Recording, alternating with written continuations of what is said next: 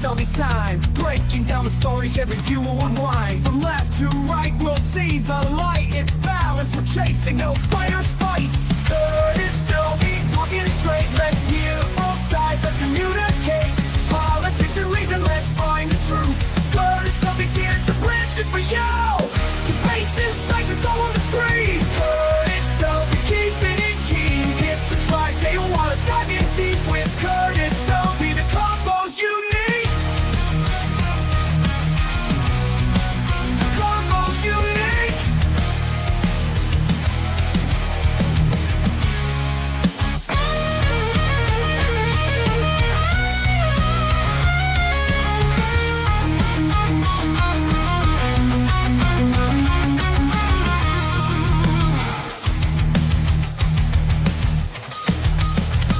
Stay down with the cheerful whistle and guitar riff.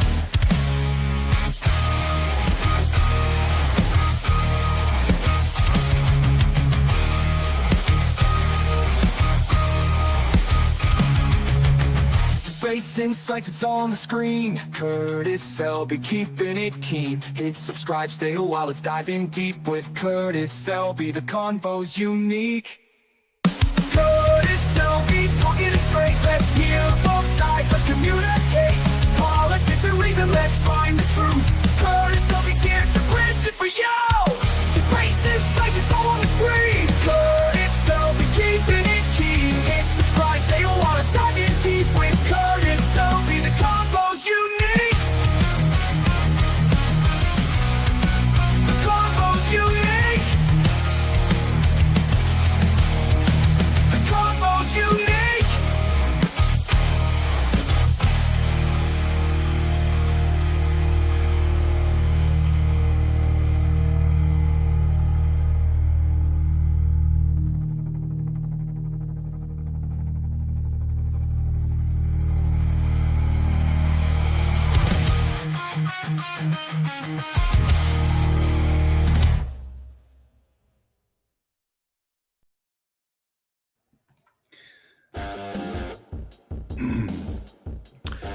Welcome, everybody. It is I, Curtis Selby, your tired midnight blogger while blogs, in this case at 5:38 p.m. Today I'm going to talk about the divide between the sexes because, as you know, I can never not bite off more than I can chew. And YouTube is upset with me because I have controversial topics. Well, nuts to them. Okay, but before I get too much further ahead, I want to give a little something for the ladies. Hold on, stay.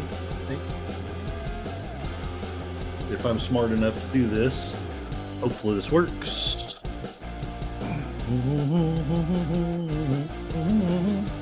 There she is. This is what all the ladies want to see. Cassie, my lovely dog, begging for the last scraps of dinner. Pay no attention to all the books on the kitchen counter. Yes, I'm a book person. So, I guess I will be, got a phone call.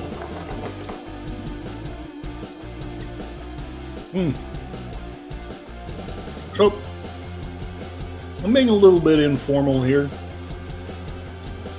As you can see, the lady of my life, the lady of my dreams, I have her right by my side.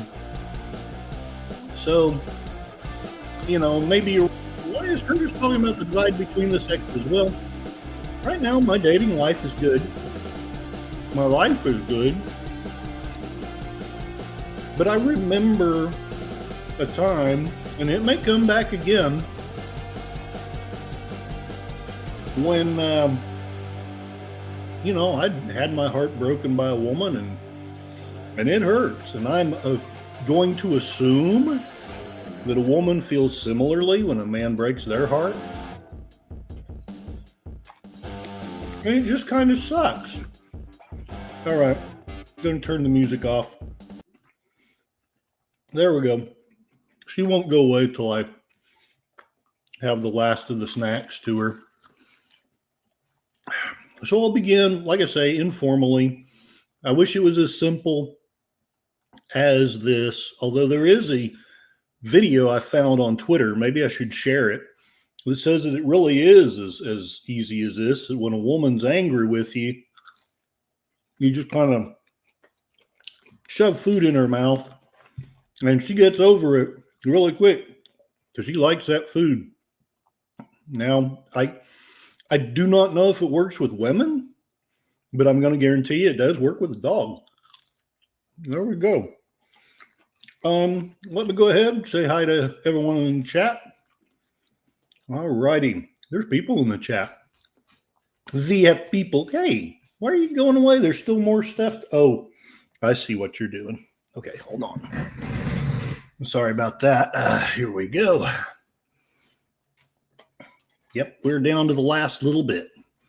My well-organized desk. You can see books and stuff trying to fall over the top of it onto poor Cassie's head. The girl that I'm dating, if she sees this, will probably be like, Curtis, your house is too unorganized and you're too stuck on your dog. All right, guys. I want to know in the chat, should Cassie get the last bite? It's right here. Last bite. Or should I eat it? Let me know in the chat. Let's say hello to everybody in the chat and let me know if you can hear me. John Ponderero is over there on the green machine. I had food coming. I ate supper. I stuffed my face. All is well. John is saying he's door dashing Jersey Mike's, and I think that's delicious.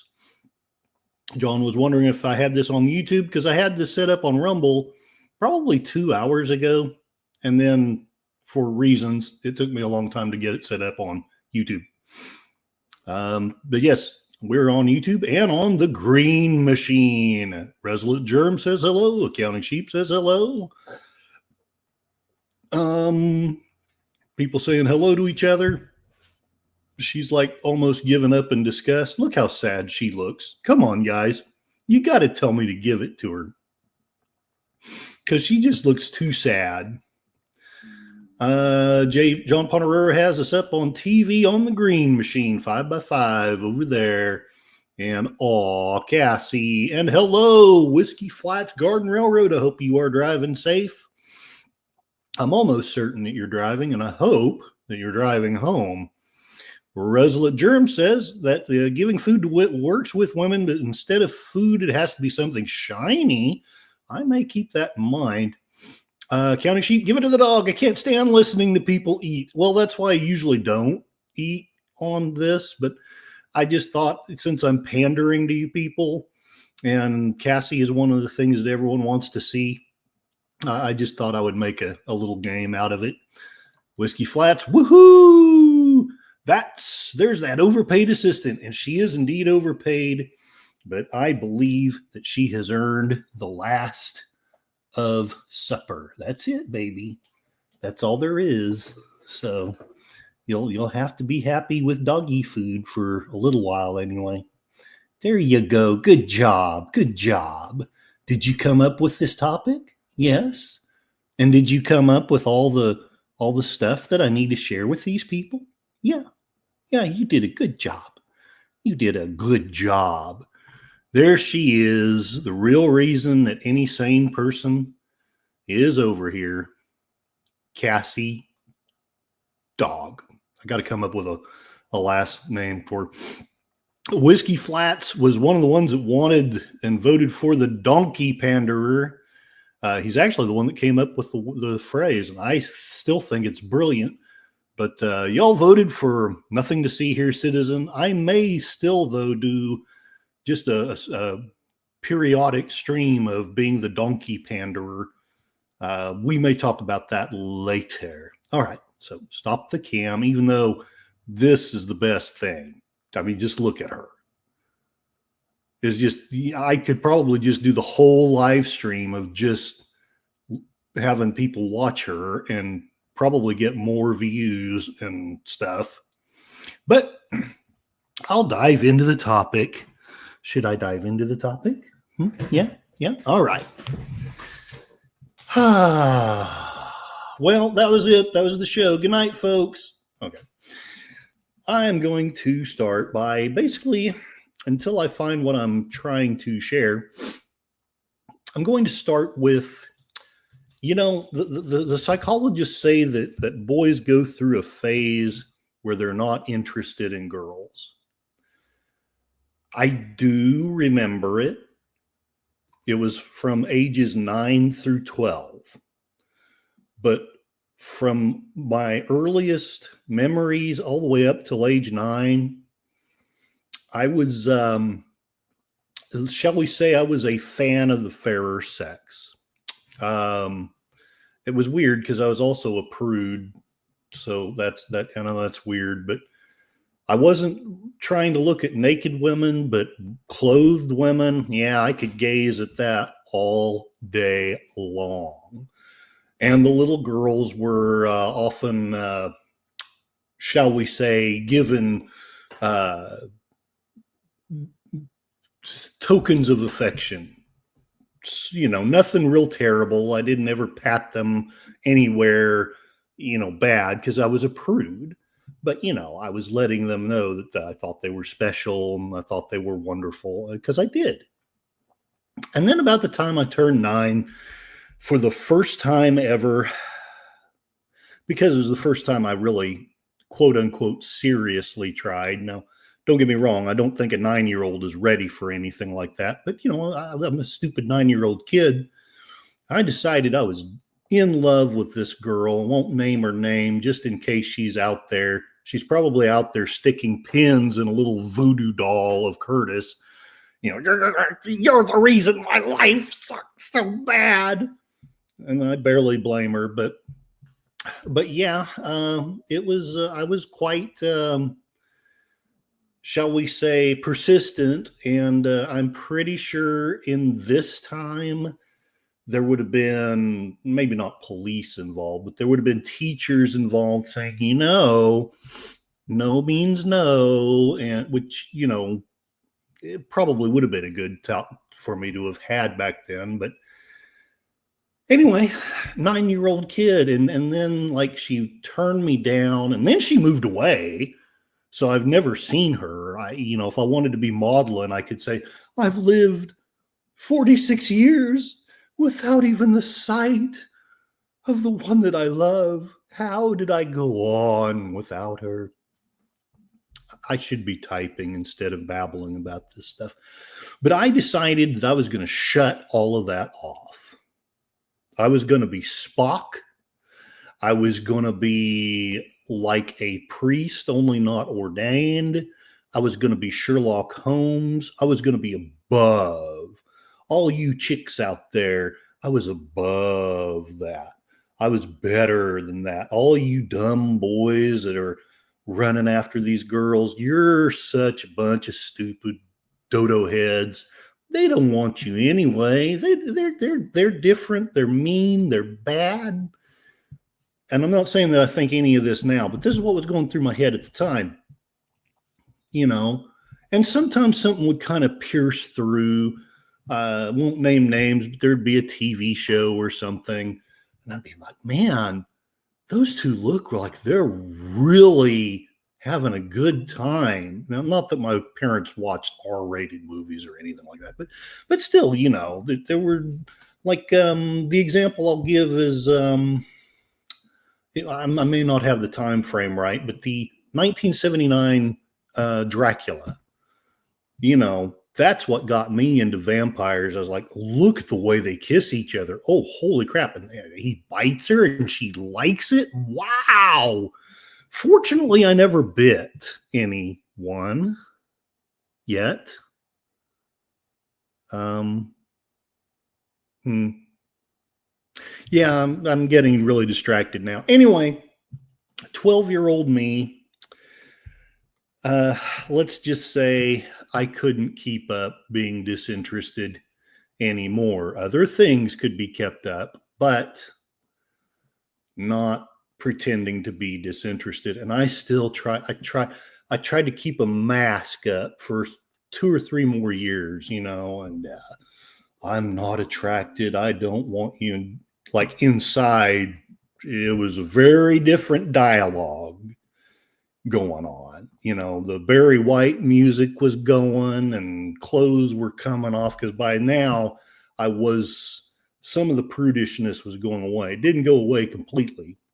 I should look for what I'm trying to share with you guys. You don't need to know all this. Anyway, long and short, lots of confusion, lots of what the heck is this? I think and hope honestly, I don't know. Most men of my generation and previous generations were less confused than I was. I could be wrong, but I think that the generation that's coming up may possibly be more confused than I was. And that scares the heck out of me because I know how hard of a time I had. A whole society even more confused than 9, 10, 12-year-old Curtis. This is not a prospect I want to look at. Okay, now I'll get back to typing. I've been focusing on what I've been saying, and I should be looking. Are you trying to figure this stuff out too? Not really. I'm trying to find my own stuff. My blog, I stopped doing the typing because it was too much hard work, but I want to cite myself first because, one, I'm kind of selfish that way, and two, a lot of people told me that they really, and mostly they were men, so, take it with some salt, but a lot of people told me that they liked what I wrote. And I just want to see what you guys think of it.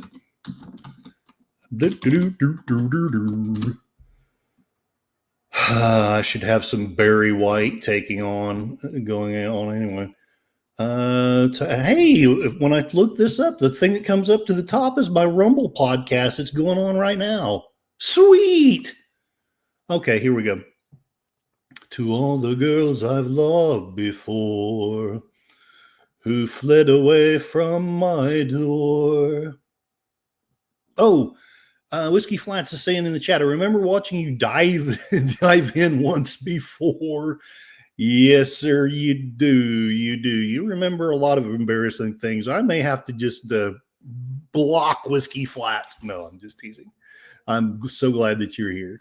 And I'm also glad that Enigma Severus is here. I don't know if this talk will help you or not. I know you also are having some situations. I don't want to get too deep into it because it's your story, not mine. And maybe you don't want the entire internet knowing about certain things. But I know that you have let me know that the dating scene is not as good as it was in my time. Again, this scares the unholy crap out of me because it was quite bad back then. All right, I finally found what I'm trying to share. This is from moi. For what it's worth, this is part 3 of the series, so I probably ought to get to part 1, huh? Evidently, Google likes part 1 best.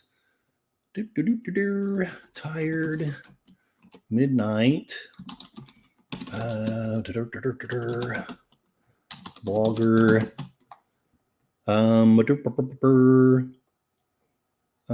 Sexes. Let's see what pops up. It'll be the Rumble again. Oh, no, it's the YouTube that I'm doing. What? Wow, okay. Google is really playing with my head right now. I don't know if you noticed this. It's saying that I set this blog up 22 hours ago, and I'm going to tell you, I set it up about 20 minutes ago. I don't know what's going on. I just don't know. I just don't know. No, I don't want to talk about Paul Tay. I don't want to talk about. Oh, hey, look at this. The Rumble where I tell you that you'd better watch my show or something bad will happen to you. And I can't say it because YouTube will get mad at me. But go over to Rumble and you can see what kind of horrible epithet I'm threatening you with. Okay. Was this it? No, this was not. I may just have to read that third one. Yeah, that's what I'll have to do. That's okay. There are reasons why I stopped using WordPress. They're no longer as user-friendly as they used to be. Here we go. Oh, somebody's in the chat that I want to talk to. I want to acknowledge. I want to appreciate. I want to say hi to. Before I dive into the topic, Charlotte Nightstar the Werewolf. Oh, you missed Cassie. Hold on. You deserve to see Cassie for a minute or so anyway, half a minute. Gary's probably like, what the heck? Why won't you guys just play it? There she is. She's tired. She had a long day. We took walkies. It was interesting. Okay. So, she howls at me. Mark Malnikoff, Kapla, hail and well met. Glory to you and your house. Sex? What's that I forgot? Human females are too fragile. Kapla. Charlotte Nightstar the Werewolf. The divide is by women and women alone. Wow, that's a little further than I would have gone, but I'm listening. Even then, women divide women as well. It's not just men, it's both sexes. Certain women divide and attack. An interesting comment. It's okay for you to be pro-woman. I'm not going to rag you if that was not really well put. I'm not going to knock you. That's not really well put either. I'm not going to get onto you. I'm just going to give up. I'm just saying you are allowed your opinion and leave it at that. Accounting sheet, bad news. Charlotte, we just found out that Curtis prefers vampires. I hear the werewolf lobby is already filing a complaint. Oh, they filed a complaint years ago. The vampire lobby filed a complaint because they didn't want to have anything to do with me. They were upset because I didn't believe that they sparkled. LOL, that's a pity. And hello to Cashylicious. All righty. Here we go. It's only, 20 minutes in? Yeah, only 20 minutes in. I'm finally getting to the topic. All the new people, if there were any, probably run away already. So the title of this post was Chivalry is Dead, or you can't expect to wield supreme power just because some watery tart threw a sword at you. This is part 3 of a series about the Battle of the Sexes. I wish I could find part 1 and 2. Yeah, here we go. Monty Python, strange women lying in ponds and distributing swords is starting to sound like a better system of government every day. King Arthur was the paragon of the age of chivalry. They say that in Britain's darkest hour, he will return to save the day and be king again. I can hardly wait. And to be blunt, King Arthur, if you come if you came yesterday, it would not be too soon. Your friendly tired blogger has been blogging or ranting about the Battle of the Sexes, where we've ended up. Here are the posts if you wish to read or reread them. Oh, hey, look at that. I was actually good to people and posted it. So we'll start with this one. I think this was the first one. Modern romance. Here we have I'm kind of exaggerating. This is the reaction I usually got when I asked a woman out right there. I think I have a YouTube video that used this as a thumbnail, and I probably need to move it over to Rumble. I'm sure YouTube did not like it. Oh, I said Rumble. Oh, I said it again. Oh, I said it again. A broken heart is the worst. It's like having broken ribs. Nobody can see it, but it hurts every time you breathe. I have no heart to write about leadership this time. I was writing about leadership at the time. I was having some arguments and difficulties with the girl, the woman. She was very much a woman that I was dating at the time. Seems to eventually happen. And I'm sure at least I mean, Gary, throw out a percentage if you want to, because you know me better than anyone else in the chat. But I would assume that at least 40% of the blame in nearly every relationship I've had, except my marriage, was on me, and sometimes much more than that. I'm afraid this one is going to be a bit personal. Whether it's a good analysis or just a bitter man railing, you be the judge. Have a good friend who's one of the most all-time patient persons you will ever meet. Super intelligent. He and his wife seemed a match made in heaven. The two were obviously so in love. Then when the disease that shall not be named let society get out a little, I stayed the night at his house, maybe twice. His wife was out of town both times. Second time, my spidey sense tingled. I said nothing, tried to be a good guest. We watched each other's TV shows. He has amazing tastes in movies. He has been a comfort to me in some very dark times. The other day, he announced on Facebook he and his wife are getting a divorce. And here I have this spiffy chart. Hopefully nobody shoots at me as I show it to you.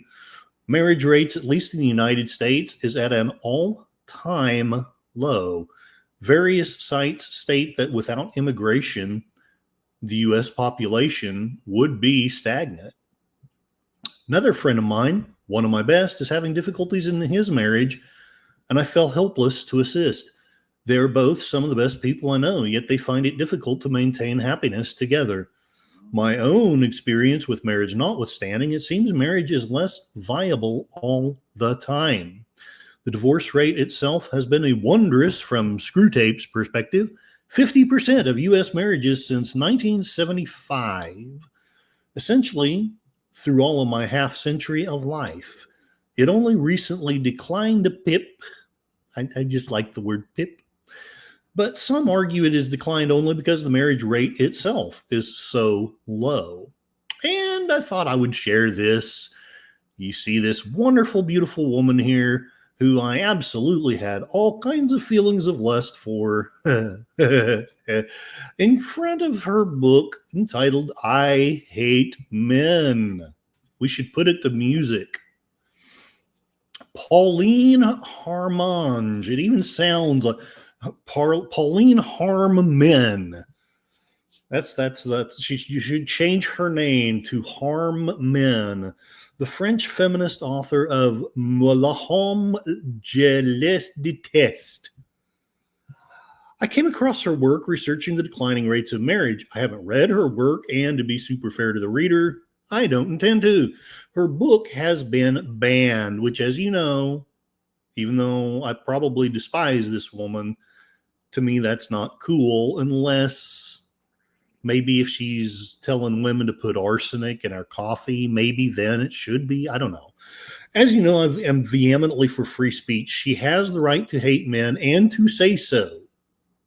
Having said that, I have the right to the visceral reaction of my own heart. While in this post, I make no claims to being logical. I'm logical. I am Spock. I am logical. I am going to say three things about the current state of romance between the sexes. I don't know enough about homosexual romance to speak in an informed fashion. I leave them out not out of homophobia, just from ignorance. And I've learned a little bit since this time, but still not enough to really give a very intelligent talk about it. One, the relationship between the sexes has been adversarial since Adam and Eve. For good or ill, we have had thousands of years of trying to bridge a chasm between us when we have tried to come together. Come together right now over me. Sorry, had to. I had to. Two, the feminist movement began as a positive movement to bring freedom to the 50% of the world that had rarely known it. And three, the feminist movement has been co-opted by the very patriarchy they hate.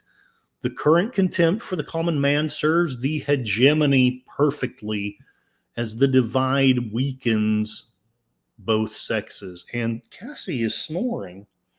It's good to know that my stuff, listen to my stuff as ASMR. If you're having trouble falling asleep, just listen to 8 hours of my stuff. It'll put you right there. Here we have, I just love this painting, partly because, yeah, she's nude. But, I mean, there's just so much here. This is the poet William Blake, was also an artist of no mean ability. Here he portrays his vision of Adam and Eve before the fall, enjoying each other without sin, while an envious Satan watches, plotting their demise. You can just see, and I started to write a version of Paradise Lost of my own, and it's partly inspired by this, just looking at Satan, who's just jealous of these two and wishing he could do something like that. And he's like, well, I may not be able to do it, but I can take all the joy out of it away from them. The poetic creation story in Genesis tells us that Adam and Eve were created without sin. But after eating the forbidden fruit, they failed to take responsibility for their actions. Eve blamed the serpent, and Adam blamed Eve. From that point on, God decreed, I will greatly multiply your pain in childbirth. In pain you will bring forth children, yet your desire will be for your husband, and he will rule over you. And there it is. Make of that whatever you want. I don't mean to get into theology or debate here. Suffice it to say, some of the most ancient stories contain elements of contention between the sexes. We are different. We see things differently. And for whatever reason, the patriarchy that has evolved feels they have a right to dominate women. And I can't help but feel that were I a woman, I'd resent that. I'm not saying there haven't been innumerable couples throughout the ages that were epic love stories. What I'm saying is we are often drawn to each other, but we are also very much afraid of each other. Nothing. And I have since learned that this is not exactly true, but there is very little that can hurt you like a member of the opposite sex. And don't think that the abusive members of each sex are unaware of this. Here we have one of the early great feminists. If you can see, this is a painting of Mary Wollstonecraft. She wrote A Vindication of the Rights of Women in 1792. She died giving birth to the celebrated Mary Wollstonecraft Shelley, who wrote Frankenstein, a modern Prometheus. Mary Shelley was never forgiven by her father for, basically he blamed her for the death of her mother, who was the love of his life. This helped inspire the anguish of the monster in the novel. Western civilization was not very kind to women. When I read the Old Testament, women seem to be only slightly higher than property. When I read the Iliad, it is even worse. The whole point of the book is that Agamemnon has to give up a slave woman or Apollo will kill the Greeks with a plague, and Agamemnon throws a tantrum at the loss, so he takes the slave woman of Achilles. There's a great deal of literature assuring us that there used to be matriarchal societies that lived in peace for millennium, and the Native American tribes had a greater number of matriarchal communities, but Western civilization built off of, I'm being a little simplistic here, but built off of Judeo-Christian theologies and Greco-Roman culture was often little better than misogyny. Paradoxically, the best treatment women had in pre-Christian West was in the testosterone-laden state of Sparta. Women were allowed to own property there, and at one time as much as 60% of all the property was owned by women. Not bad, Leonidas. Look at there he is. We let women do what? Turns out the manliest of men allowed the most freedom for women. I'm going to check out what's going on in the chat. Mark Malnikov, Curtis Selby, Klingon sparkle on the inside. Counting sheep, divorce lawyers love it when you pre-announce your divorce on Facebook. Tim, hail Tim. Welcome. That's a man. She's French. That explains it all. Accounting sheep, for someone who hates me, she's trying awful hard to look like one. I'm not sure. I can't remember. Just that they hate men. Yeah. She hates men, but yet, yes. She looks probably more manly than I will be, at least for a while. Maybe if I get to working out again. Gorilla Censored Thoughts, Kaplaw! Hail and well met, gorillas. Can't harass you in chat much. Getting a new computer set up to celebrate Gorilla Censored Thoughts and his new computer. Women may hate us, but we love gorillas. Thank you for setting up my intro music, and hopefully you shall have great success with the new computer. Maybe it has a death ray laser, and you can manipulate the government to get you $100 billion. Tim says, Curtis Selby, I blame Mr. B Natural. If you watch Mystery Science Theater, you know and understand that joke, and it's hilarious. And DJ Ronnie G, hail and well met, another wonderful creator in here. I'm not sure. Are you saying I need to have a talk with HR? I've had a talk with HR before, and I even kind of had some of it coming. It was very uncomfortable. Tim says, you said member. Right on. And Matt Cheatwood, another wonderful human being here. Howdy, folks. Hail and well met. I hope you are doing well. I know out here in Tongawa, we've got water and more water, but we haven't flooded out yet. So, all right, back to talking about modern romance. Again, the manliest of men allowed the most freedom for women. Skip on forward in time. We'll just hope you know about the burning of witches and the whole Spanish Inquisition. And you come to the American and French revolutions. Women were intensely influential on these movements. John Adams' correspondence with Abigail Adams is a national treasure. And what would the French Revolution be without the Carmagnole? Frankly, it would have been a lot more humane. But I digress. I'm being unfair to the French. They were so enlightened, they decided that breasts should bar you from being a citizen. I can think of several senators that would disbar, oh, sorry, Ted Cruz, you're out. But this foolishness did inspire Mary Wollstonecraft to write the pivotal vindication of the rights of women. And here we have Liberty with her breasts leading the people. 1830, oil on canvas. Sorry, Liberty, you can't vote. The feminist movement of the 19th and early 20th century was a movement for justice. Just like any other downtrodden group, the woman simply wanted what was good for the goose to be good for the gander. She wanted the right to vote, to say what she believed, to own property independent of a husband. She wanted her body to belong to her and not to just some arbitrary men. She wanted men to respect her the same way she was required to respect men. While men were painfully slow to hear, I know, I can hear the throng of women now. You're always slow to listen. Eventually, women got the right to vote. August 18th, 1920, not 1820, the 19th Amendment was passed. We could no longer drink booze. Oh, wait, no. My overpaid assistant, Cassie, says I've gotten that one wrong. One last thing that I have to make clear. The feminist literature I've read makes it seem that the early movement was peaceful and largely respectful. I think in the main this is true, but it is not the whole truth. Neither sex looks better when we analyze things more closely. This overwrought looking person here, one of the images we imagine of the early feminist movement, the woman at the desk with all the books and papers, looks like my desk when I'm not dating, which I am dating. I just haven't cleaned up my house enough for a woman to see it yet. The woman at the desk is Christabel Pankhurst. No, I didn't say spank her. I said Pankhurst. While she looks wearily determined, I don't look at her in fear for my safety.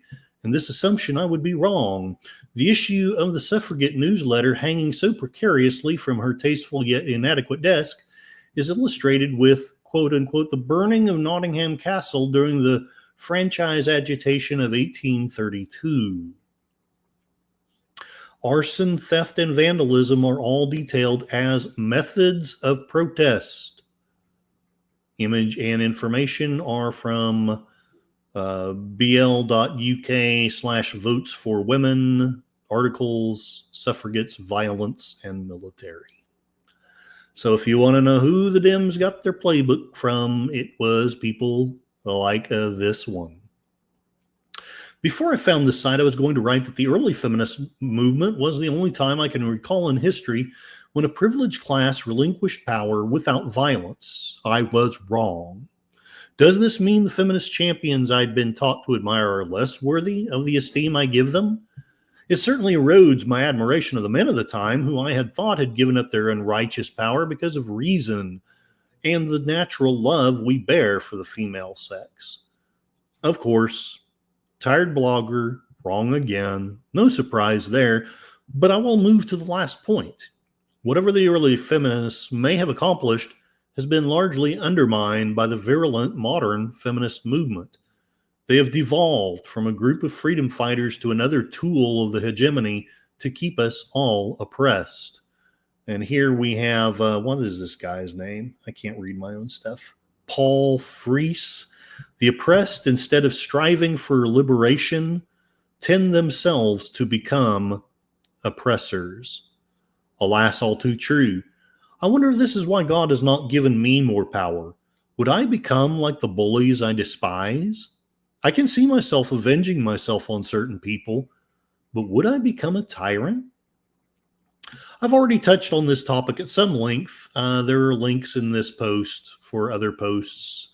I was really good back then about directing you to other posts. I'm not so good at it anymore. Glancing back over the post about the shadow side of women, I feel like I didn't do a very good job explaining it. I mainly just described my own reaction to it. So let's see if I can do a better job here of explaining how the hegemony uses the feminist movement. Hopefully, this won't require a post of its own. Here we see what is going on in the world of women while the Tired Minot blogger strikes out on another attempt at dating. Or maybe this is members of WITCH, Women's International Terrorist Conspiracy from Hell. Stage and Action from 1968 through 70. From the site I'm about to quote. Yep, that's their actual name. Members of WITCH, Women's International Terrorist Conspiracy from Hell. You can't make this stuff up. Let me catch up on the chat. Tim, yes, I did know my father. I guess I was lucky. I didn't know it. DJ Ronnie G, we know you're wishing we'd go away, but the Inquisition is here to stay.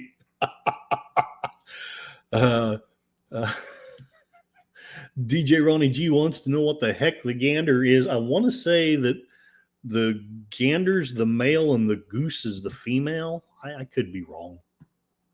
Tim says, Curtis, leave my father out of this. Matt Cheatwood, I think women should demand equality now. Let them register for the draft so they can have the same rights as men. I'd be all for that. Mark Malikov, what a Klingon divorce looks like. You have not experienced divorce until it's done Klingon style. Ooh, I may need to watch that.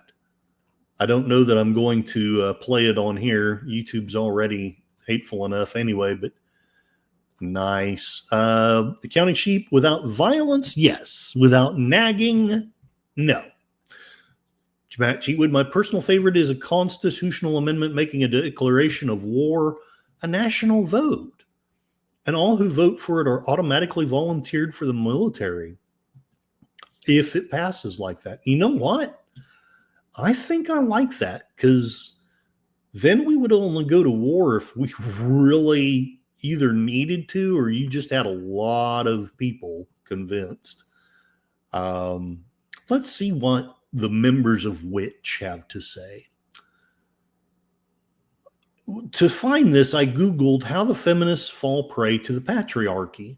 I misspelled patriarchy. This may have been serendipitous, as this article is at the top of the search. I came up with dissentmagazine.org article talking back to patriarchy, feminist history, tone, exuberance. I'm going to quote Anne Snitow. Not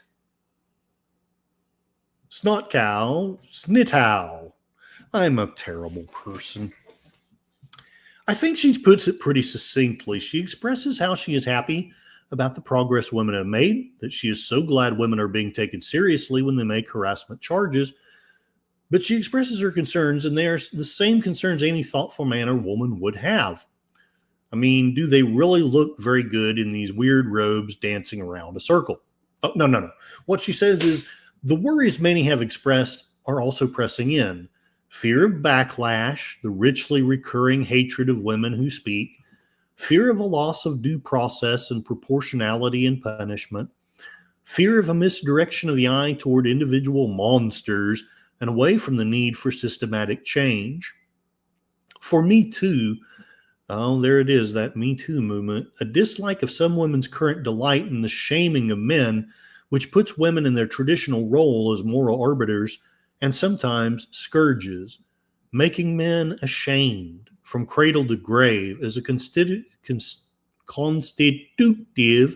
part of how men, excuse the generic, spend their lives trying to establish a masculinity to cancel all doubts.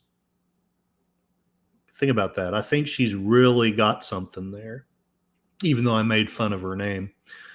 Shaming men is simply joining the system, a return to the idea of women as sexual gatekeepers. Women are constantly shamed too, in quite a different way. They should be experts in the failure of this emotion as a goad towards positive change.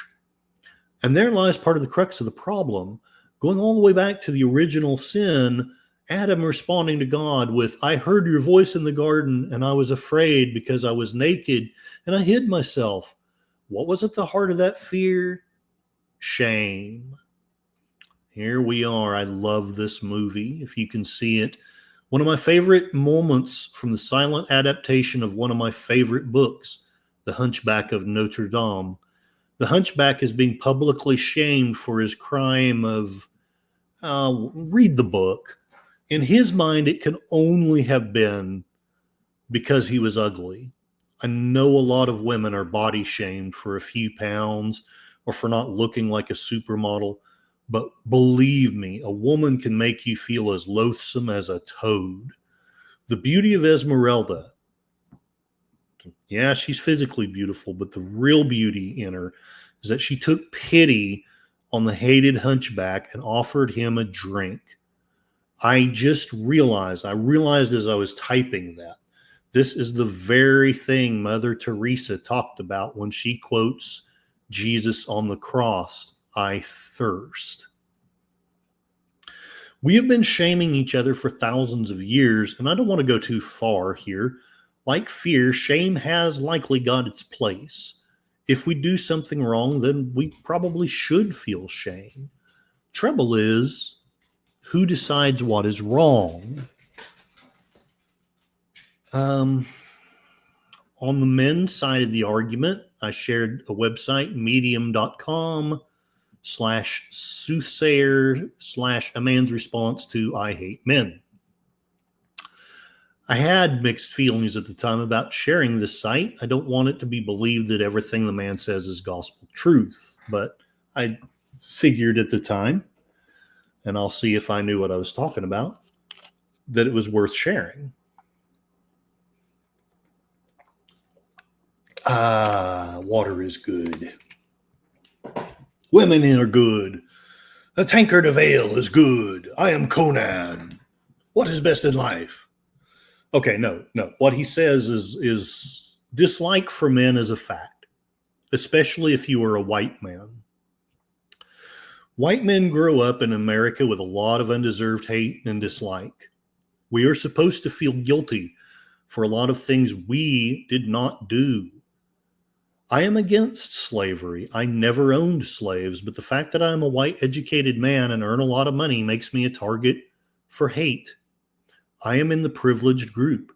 Should anyone accuse me of anything, or should I do anything wrong, I can expect zero sympathy and the maximum punishment.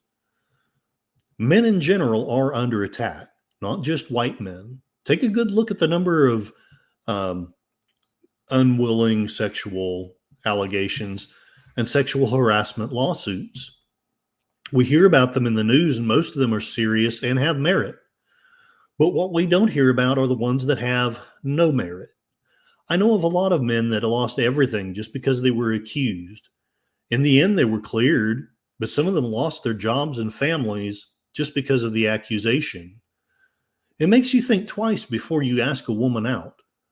I never ask out a woman I work with. I never hit on women I work with or work for my customers. It would be, YouTube won't let me use this word, but it'd be like trying to unalive myself. The best place for you to meet men has traditionally been work, and that's not true, but it became true during the, I want to say 50, 60s, and 70s. Not anymore. We are terrified to ask you out. Good luck with that. The deck is stacked against us from start to finish. We can't ask you out. We lose everything if we get married. If you are lonely and can't figure out why, try looking at it from a man's perspective. It sucks to be a man right now in the United States. The feminist movement is great. Power to women. The anti-men movement is horrible.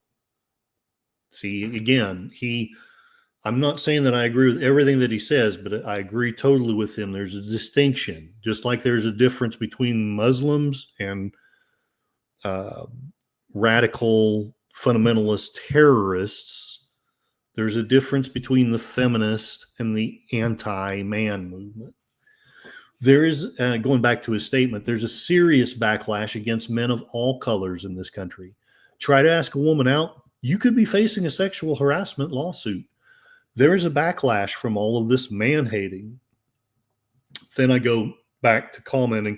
The man in this article is exactly what most women are looking for, if you can believe him. And we all know a man would never lie about his endowment, but let's take him at his word. His quote goes on, I'm tall, attractive, funny, well-educated.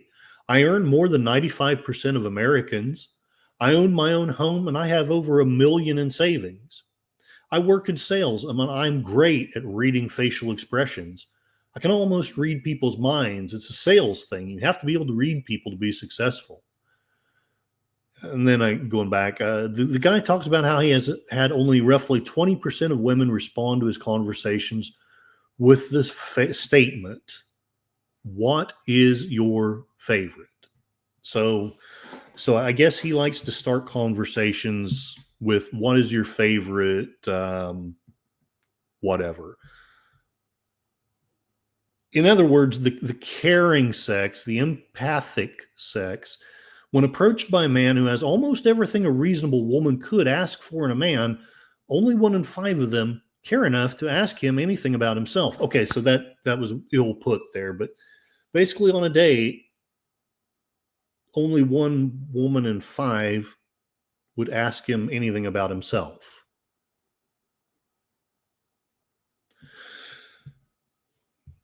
Wisely, he says only that 20% get asked out on further dates. And if I had the wealth and charisma he seems to have, I'd be exactly the same way. Honestly, I was the same way. Every woman I've taken on a second date showed at least some interest in me as a person. I actually enjoyed being around them. And here we have a picture. No self-respecting woman should wish or work for the success of a party that ignores her sex. Susan B. Anthony, 1872, 1894. Looks like they need a third-party candidate to me. I'm afraid I'm getting long-winded here and blah, blah, blah, blah, blah. Anyway, I finished it. I shared a TED Talk about the divide between women. It was great, but I'm not going to share it here because YouTube doesn't like you sharing other YouTube stuff. DJ Ronnie G, that's perfectly said, perfectly bad, perfectly, I don't know. DJ Ronnie G liked that a lot. Okay, so something I said he liked a lot, and I'm glad. I hope he did. Tim, Matt Cheatwood, sometimes I wish there were a national vote on some stuff. Yeah, agreed. Like social issues and the like. Matt Cheatwood, Tim, I always wish that the government was actually restricted to the powers outlined in the Constitution instead of violating our rights and intruding into every part of our lives. And Connie Cleary, finally, we have a woman in the chat. Hail, Connie. I'm so glad you're here. Please let me know, because I'm really hoping that this is not just a man berating women for being women. Please let me know what you think in the chat. There it is. She's behind, was in a meeting. I know you're a busy person, but please let me know. I don't mean to be calling you out, but please, if you have the chance, let me know when would a good time be for a watch party for my paid Patreon members. We're going to be doing, and since Tim put in the idea, I want Tim there too if he can manage it. What would be a good time to do in the shoes of the fisherman? So just asking. Matt Cheatwood, roughly 750,000 men, overwhelmingly white, died to end slavery in the United States. That is quite correct. Mark Melnikoff, dating coworkers is not a good idea. Yeah, I tried it a few times when I was younger, but I would not do so now. Absolutely not.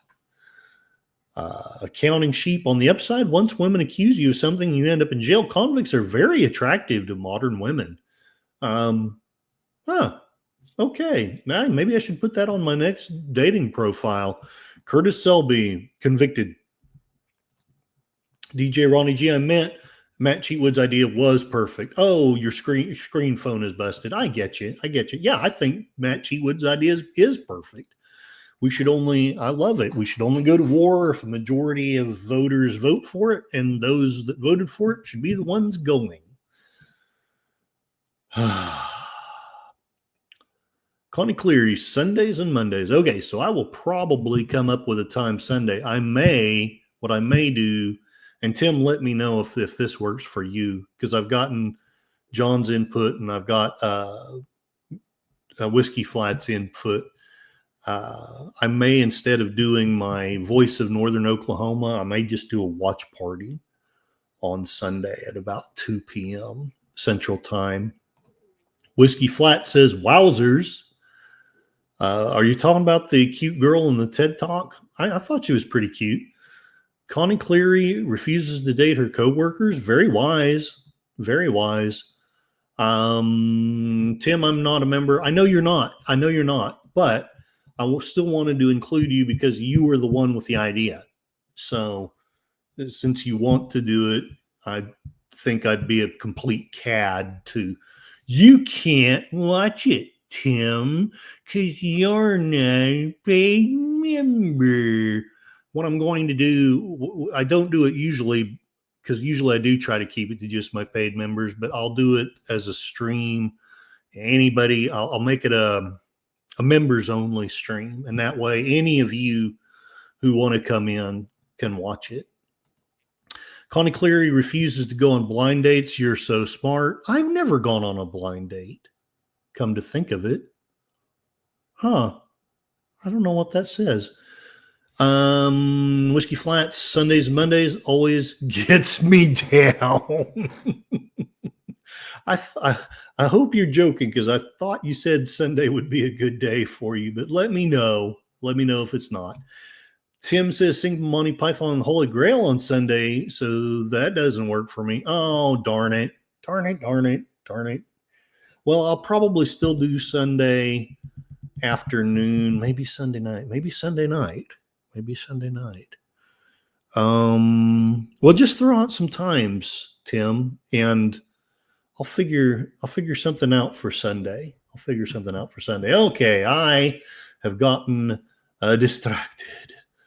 To all the girls I've loved before, who traveled in and out my door, I'm glad you came along. All right. But I'm not done with this topic. Even though I'm done with that post, there's more. Just like the guy on the game show.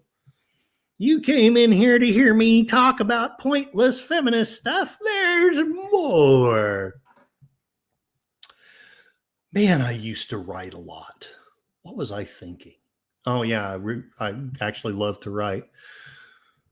3 reasons why the personal is political, but not for the reasons we are told. Okay, I love this meme. This is feminism. Angry woman holding up a sign, women are better than men. This is equality.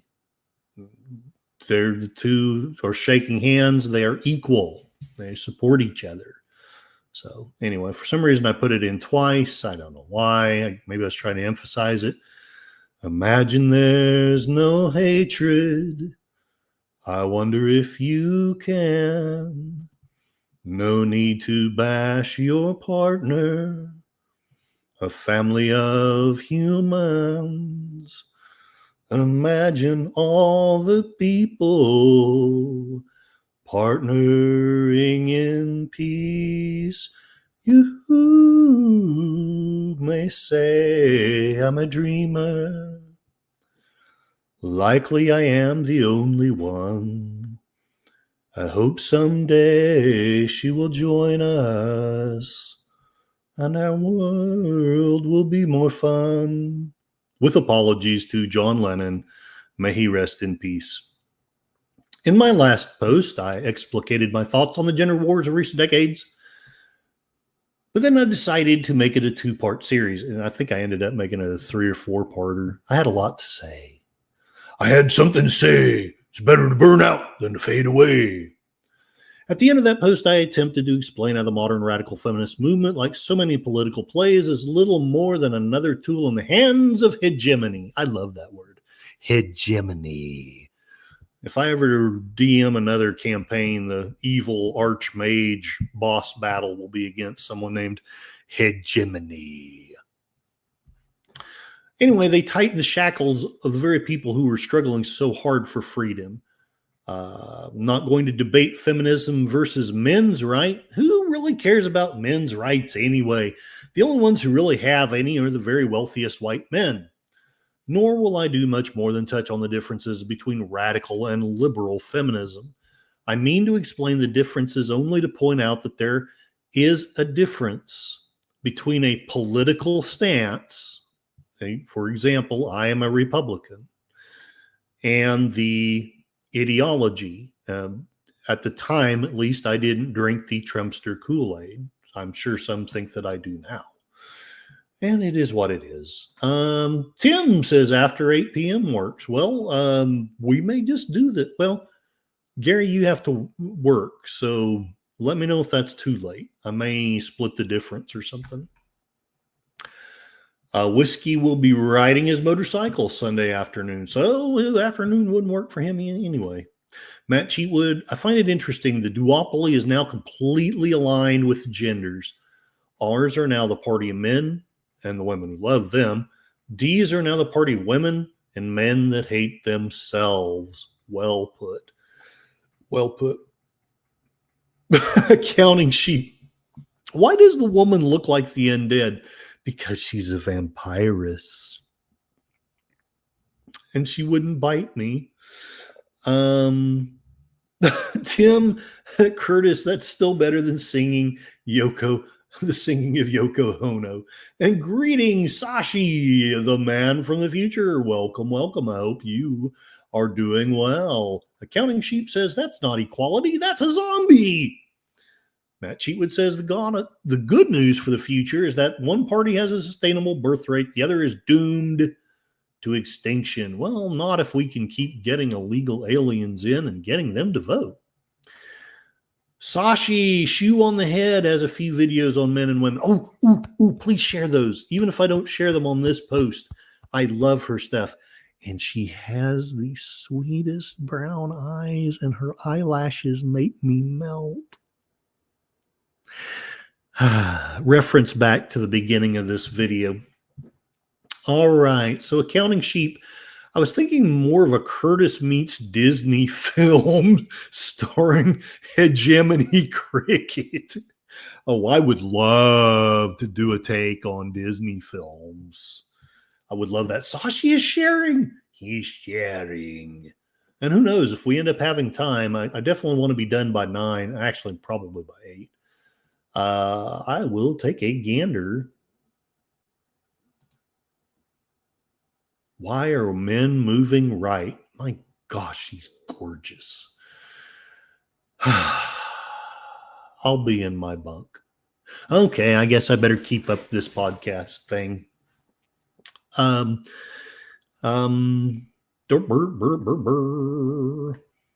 Tim, let's hope no fugitive alien tries to come here.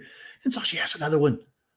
Sashi, purveyor of wonderful videos with brown-eyed girls. Good Lord, those lashes. She just makes me happy. Okay. And yeah, the woman I'm dating will probably hear this and be like, okay, I'm done with that jerk. Okay, so I attempted to explain how I already said that, I think. So here is another meme. I think this image explains it best. And it's in, I think, Spanish, but traditional feminism. Here's a woman trying to break the chains of bad things happening. Radical feminism. Here she is trying to cut off the head of a man. Honestly, I don't feel the need to waste any more time on that subject. I think the image spells it out plainly. A liberal feminist wants to be free of the chains society has burdened her with. The radical feminist, in their desire to uproot the patriarchy, can often be guilty of just oppressing men and, frankly, other women. So let's dive in. One of the big phrases in the modern feminist movement is that the personal is political. I don't know if you've heard of it. I'm not going to go very deeply into it. I think I explain it a little bit later, but and that was part of I was just trying to analyze that statement. The forces of power do indeed seep in at all levels. That's part of the ideology there. It's not only possible, it's quite likely that the people who oppress you the most are in your own family, church, or business. That's part of the idea that the personal is political. This is true irrespective of sex. So I'm not sure why we only are applying it to sex. 2, the forces of power desire nothing more than for us to lose our identities and become mindless automatons obeying their decrees. The message of liberal feminism has nearly succeeded in forcing men, except for the hegemons, into the state of passive obedience. I think I meant radical. Sorry, typo. Effectively slashing possible opposition by nearly 50%. 3, the forces of power not only don't care about women, they actually hate women more profoundly than the men who have been silenced. I mean, let's face it, the men who have been silenced were either just oppressed or weak or loved you enough that they shut the hell up. Whereas the hegemon, they don't love you. Well, maybe Bill Clinton does. You'll have to talk to him. Since the hegemons wield more and more power but face less and less opposition, the terrible suffering women have just begun to reduce will instead intensify as the hegemons use their power to break the spirit of women in general. Well, interesting. There are several mantras to radical feminism. It was difficult to narrow it down to just one, but the one I'm focusing on is, as I just said, the personal is political. It's one of their slogans that resonates with me as an avid reader of 1984. Those who have read it remember that when Winston and Julia had sex, it was in part an act of personal rebellion against the party and Big Brother. Likely I am just a dumb man misunderstanding women, but that is what I think of when I read the slogan and some of the commentary about it. These people are saying that the politics of gender permeate our most intimate affiliations, and it is likely not merely the government or the wealthy oppressing you. It is likely your father, your brother, your son, the men in your family, church, or business. And even an act as deeply personal as sex ends up being a political action either for or against this oppressive patriarchy. You can't just want to bang your husband. No, it has to be a statement, political statement. Can't be about love, can't be about fun, has to be about politics. We need Kamala Harris in bed with us at all times. With this, I neither totally agree with nor do I totally disagree. There are badly dysfunctional families. There are oppressive fathers and mothers and husbands and wives and sons and daughters. To me, sex is only a part, albeit a very important and powerful part of the picture. I had a picture here. I guess WordPress didn't want to keep it. I don't even know what it was. I'm gonna just skip there's no point in reading the thing if there's no picture. While the hegemon shames women in different ways than how they shame men, make no mistake, men are shamed as much, if not more, than women, which leads to my next point. The hegemony wants us all to be mind-numbed sheep. They want compliance. They want obedience. Obedience is greater than sacrifice. And here we have the Baby Maker 5000. This is how babies should be made. And the caption I wrote was, radical feminists have been criticized for being too puritanical. This plays into the hegemony schemes. Some people are over-hedonized. They pour out pornography and pressure us and our kids to have lots of sex. Not saying I'm totally against that. What are you doing this day? Anyway, but I don't want the hegemonies dictating how or to whom and when and why. My balls are mine, damn it. And, well, they also may have some value to my significant other. Everyone else can mind their own genitals. The other front is to delegitimize sex. Make sure it never happens. Make sure we control what babies are born, how many, and to whom. Fortunately, I caught myself just before I got too deep down that rabbit hole. If you couldn't tell, I was about to dive real deep in. Yeah, that wasn't well put. I started going off on the tangent of NWO population control schemes. Then I realized I was getting too far off the topic. So I deleted all that stuff, stayed on point. I agree with radical feminism that the oppression you are dealing with is often most personal. But make no mistake, the same can be said of men. Let's start with the insidious men's rights movement.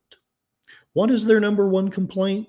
Well, I can't get on their website currently, but the leading website for the movement, according to the research I'm conducting, is A Voice for Men. Since I can't get on there, I'll paraphrase from other sources. Here are 3 websites. You can look at them if you want to. Basically, what I was trying to say was I was trying to make the point that even at that time, Google was playing some really funny games. There were websites that you could just no longer get onto. I have no idea if those websites were good, bad, or indifferent. They may have been hateful. I don't know. They're down. But yeah, there's basically the manosphere. There's the red pill movement, saving men, the men's rights movement. There's the MGTOWs, men going their own way. I'm not saying you should join any of those groups. I'm just saying that there's things that are happening, and maybe they wouldn't have been happening if it weren't for the response to this. This one is deeply personal, and I almost don't want to share it, but I'm going to go ahead. For those of you who don't wish to do all the reading, however, I'll sum it all up.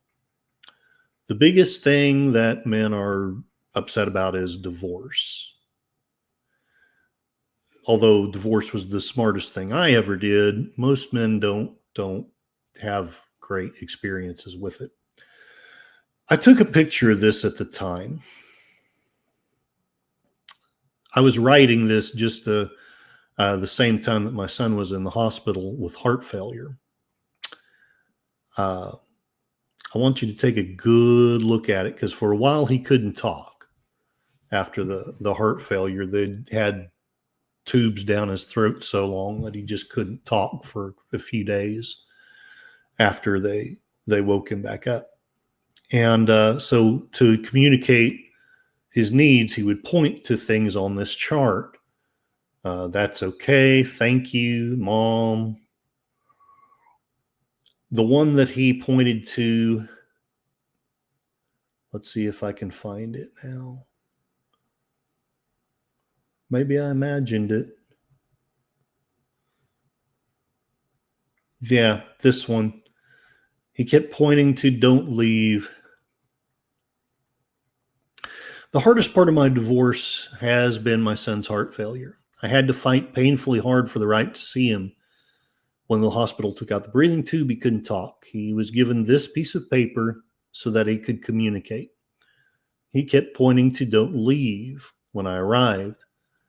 Can any of you tell me what's missing from this picture? I'll give you a few minutes. And I'll catch up on the chat and see if anyone can tell me what's missing from that picture. Tim, cue the forklift song. Accounting sheep. You can tell it's a woman because she's using the wrong tool. Mark Malnikoff, Mom's demand action fits right into this. Ooh. Accounting sheep, clearly that ball and chain calls for bolt cutters. Oh, yeah. You're right. I'm glad you made it plain. Some of us have to have it spelled out.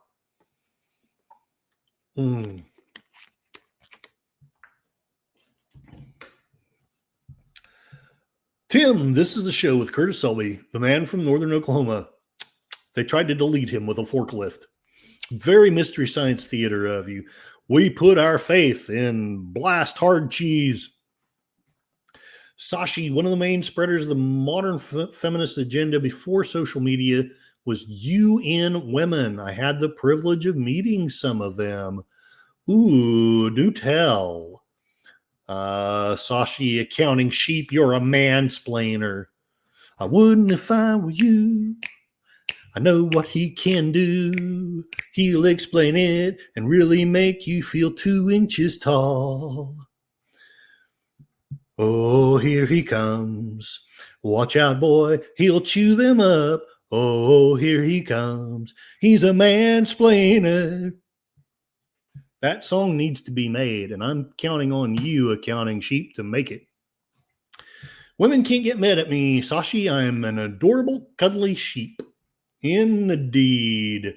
Sashi says there's also Cassie J, the feminist that did a 180. Oh, there's also Naomi Wolf. She did, I don't know about a 180, but she probably did a 150 or 140 anyway. Plus, she's cute. She's one of the few feminists that I've seen who's just so beautiful. All right. Sashi's sharing more of the love. Sashi's looking for love in all the wrong places. Meeting the enemy. A feminist comes to terms with the men's rights movement. Yes, I have seen this one. It's very good. It is definitely very good. Mom. Yes, accounting sheep. You got it. You nailed it. Mom is on there. Dad is not.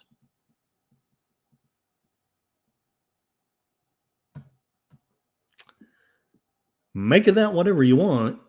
It sure burned my tail at the time, but I wasn't going to complain about it because I was just happy to be able to see him. I'm not going to give you the end of that story because I don't have the heart to talk about it. That and I need to back off from it being so personal before I start yelling, cussing, spitting, and, stuff. The main gripes of the men's rights movements are the unequal settlements of divorce courts, the higher rates of unaliving of men, the higher rates of conviction and incarceration for men. Although in Oklahoma, We do it right. We have I want to say, the highest rates of female incarceration in the country. So kudos, Oklahoma. You're a woman. We don't care. We'll put you in jail. I'm being a little sarcastic there. I hope you understand that. If I was famous enough, someone would splice that. Here's Curtis saying that he likes it that women go to jail. I can hear the Midas touch now. Hey, it's Curtis. He wants women to go to jail. He probably kicks his dog. You know, it is even hard to joke about that. Anyway, higher rates of job injuries and death on the job for men. The fact that when prison, forceful and unsolicited sex are included in statistics, there are actually higher numbers of men sexually exploited than women. Did you know that? I'll bet you didn't. You have to throw in the prison statistics to get it. And if you want to say that's manipulating the stats, I'll listen to that. But it's a fact. More men have the R thing happen to them than women. Think about that. Men have a significantly lower life expectancy. Men are significantly less likely to get a college degree. There is no recourse for the average man if he is being abused by his wife. Matt Cheatwood can verify it. Well, I don't know if he can verify it, but he knows that this is true. When I was with my ex-wife, I called up a shelter and said my wife was abusing me and that I wanted shelter. They laughed at me. They laughed at me. If you're a man, they do not care. And, you know, I don't want to get whiny about it, but these people do. And I'm saying what they're saying. So on top of all this, if you complain about any of these things, the response is likely not going to be very supportive. And I guess I had written about that experience, that when I sought shelter from my abusive wife, I was laughed at. I wouldn't have sought shelter, but I was trying to get some help for my son. Just so you know, it was a kind woman on the phone. And, I'm actually misreading this. Just so you know, it was a kind woman who recommended that I even try. So, you know, kudos to her and God bless her for trying. In response to the Washington Post article, Why the Patriarchy is Killing Men, feminist leader Chidera Igiru, that's got to be a made-up name, tweeted that if men are committing unaliving because they can't cry, how is it my concern? Now imagine if a man said, if women are dying from coat hanger abortions, how is that my concern? Yeah, look, you don't have to. There is an article right here. It's, if you're on my thing, Donald Trump says men aren't responsible for abortions. Here's why. And they talk about the reaction to what he said, or what, I don't even know if he said it. I've learned that a lot of these things are lies. But anyway, there's an article about Trump allegedly saying something like that, and the response was not great. Now, I'm honestly not stating these things necessarily as facts. A lot of these things are things you would need to look up and do your own research to decide if the movement has any legs to stand on. There are issues they take that I agree with, others that I don't. Just like most women will agree with some points of radical feminism, but will disagree with others. This is my point. Looking at the list of gripes the men's libbers have, don't they look awfully personal? No woman is mandated to divorce a man. She chooses that. And don't get me wrong, I don't doubt a huge percentage of the men left have it coming. We all have excuses for what we do, and some are legitimate and some are less so.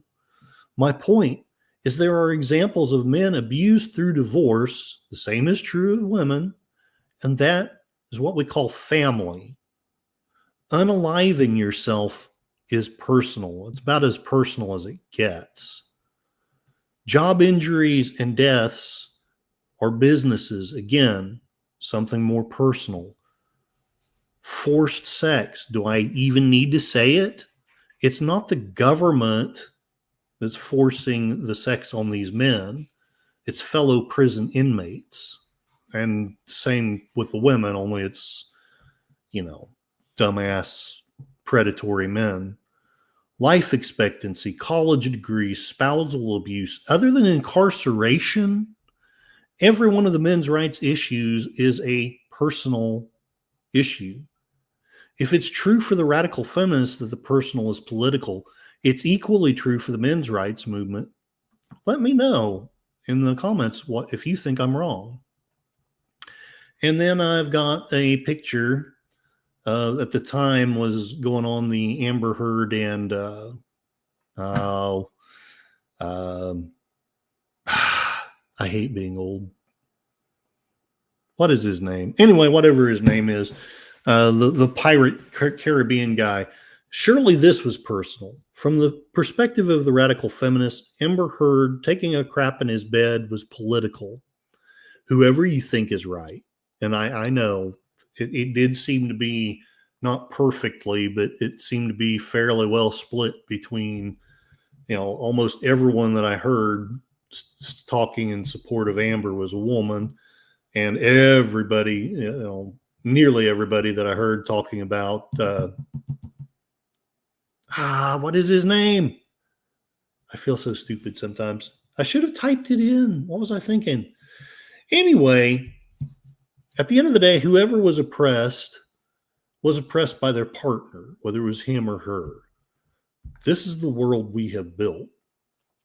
And I thought it would be cool at the time. I posted a video that's the very ending of Falling Down, where Michael Douglas's characters, I'm the bad guy. I love that moment. Men and women are both shamed by our society, deliberately made to feel worthless, so we won't demand much.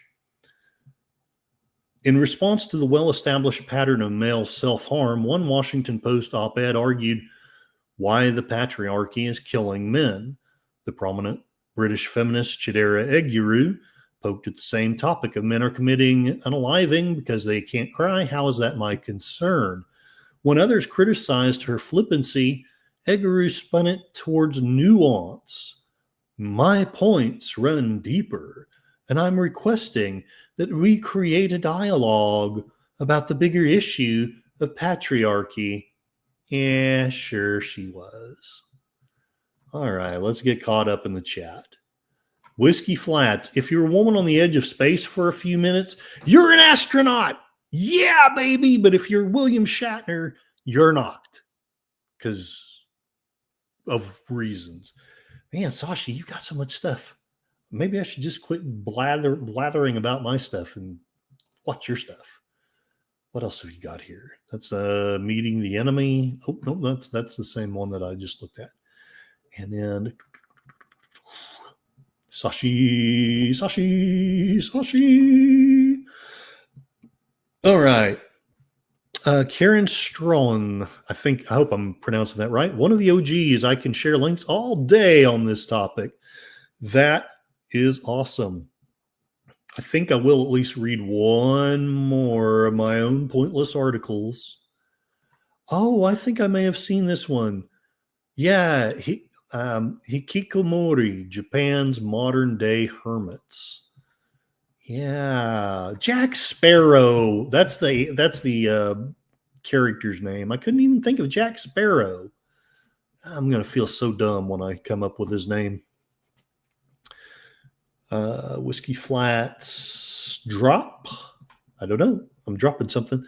Sashi and his ex Amber Turd, and you can buy Amber Turd bed sheets on the Midnight's Edge channel. Tell them the Tired Blogger sent you, and they'll have no idea what you're talking about, but who knows? Maybe they'll at least be amused. All righty, let's go with... I'll go ahead and finish this one that I started to read. I won't read every last post thing that I did. And then I'll share some of Sashi's videos. Frankly, after all this writing, I've proven nothing, but I've at least a better grasp on how things are. Hopefully, my thoughts are getting more accurate and cogent as I research and write, sharing my intellectual journey with so many wonderful people.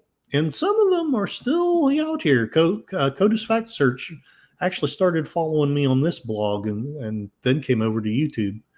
My last post accrued 1,000 views for this site, which even now is quite a bit for me. I'm humbled. In this day of television, games, free prone, bread and cigarettes, but no circuses, P.T. Barnum and Bailey was adaptable enough to survive a fire that wiped out their stadium, but couldn't survive the modern era. 47 people are following my crazy ravings. Some of the most important people in my life take the time to read, positively criticize, and share posting ideas. While I'm still a long way away from doing this professionally, I can honestly say, for the first time in my life, I'm actually a professional writer because I did get some payment out of this stuff. Can't thank my readers enough for having patience for my railings. So maybe I should have read the other post. Stop with the Discord stuff. Let's see what I've got. Ooh, yeah, I'm going to read it. I think this was a good one. The Invisible Man. Where Have All the Cowboys Gone? Part 2 of the series about the Battle of the Sexes. Okay, so here he is imagining, let's see, how did it go? He says, hi. She says, I'm calling the cops. He's thinking, why do I even bother? She's actually thinking he's kind of cute, but at the end of the day, she's calling the cops. Didn't matter. Zeus. Look at that. That's masculine. That's what it's all about. We all hoped we would grow up and still have big biceps and large chests and flat bellies and white beards but full heads of hair, and we'd have creases of wisdom in our eyes, and the women would still find us hot. That's not what happened. But the enemy, according to some radical feminists, is men. The archetypal male is Zeus, the All-Father. The patriarchy is another more tangible element of this archetype, and this is what the radical feminists wish to tear down, right or wrong. If Zeus were real, I wonder what his response would be. I know, I'm twisted. My Three Sons, the first season.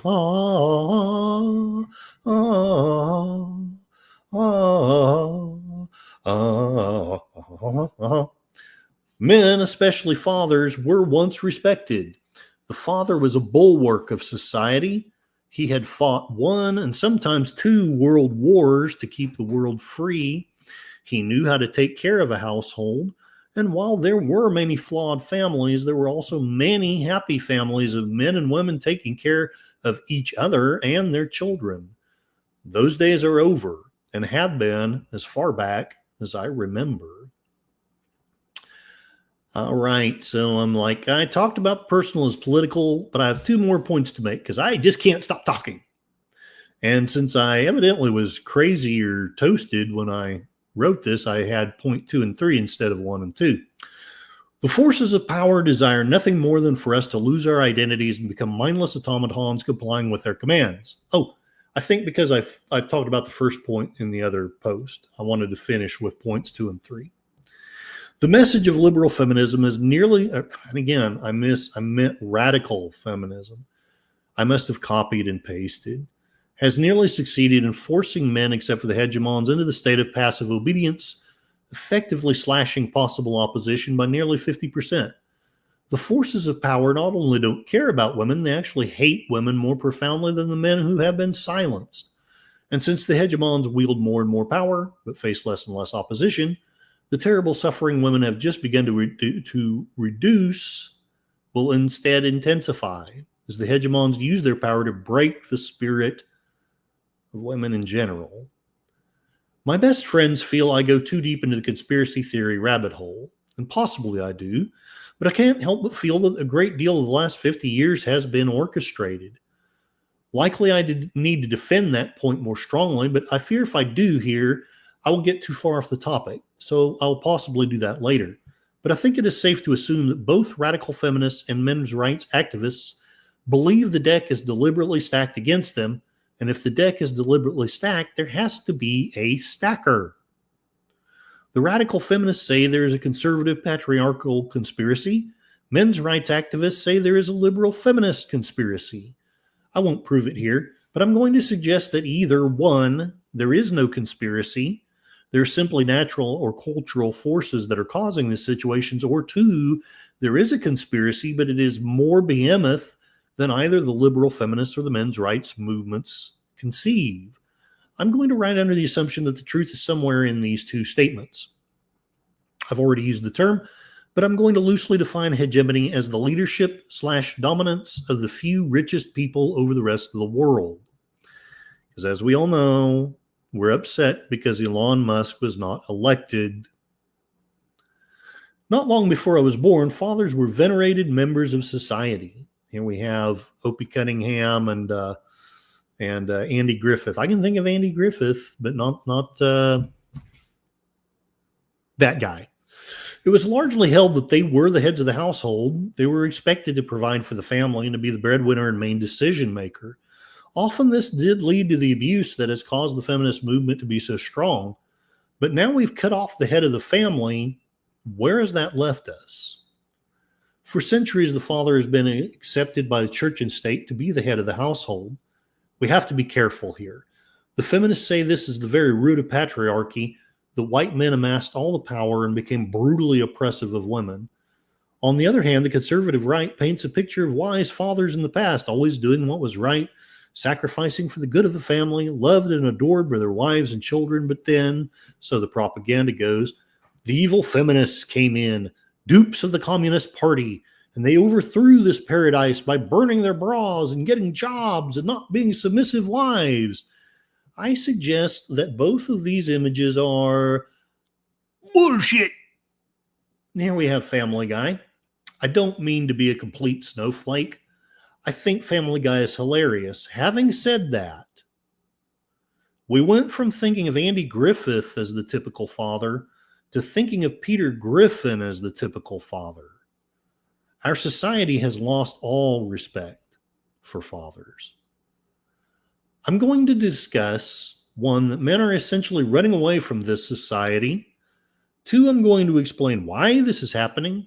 Three, I'm going to explain how this serves the hegemony. And then we'll go on from there. All my life, the church has been complaining about men.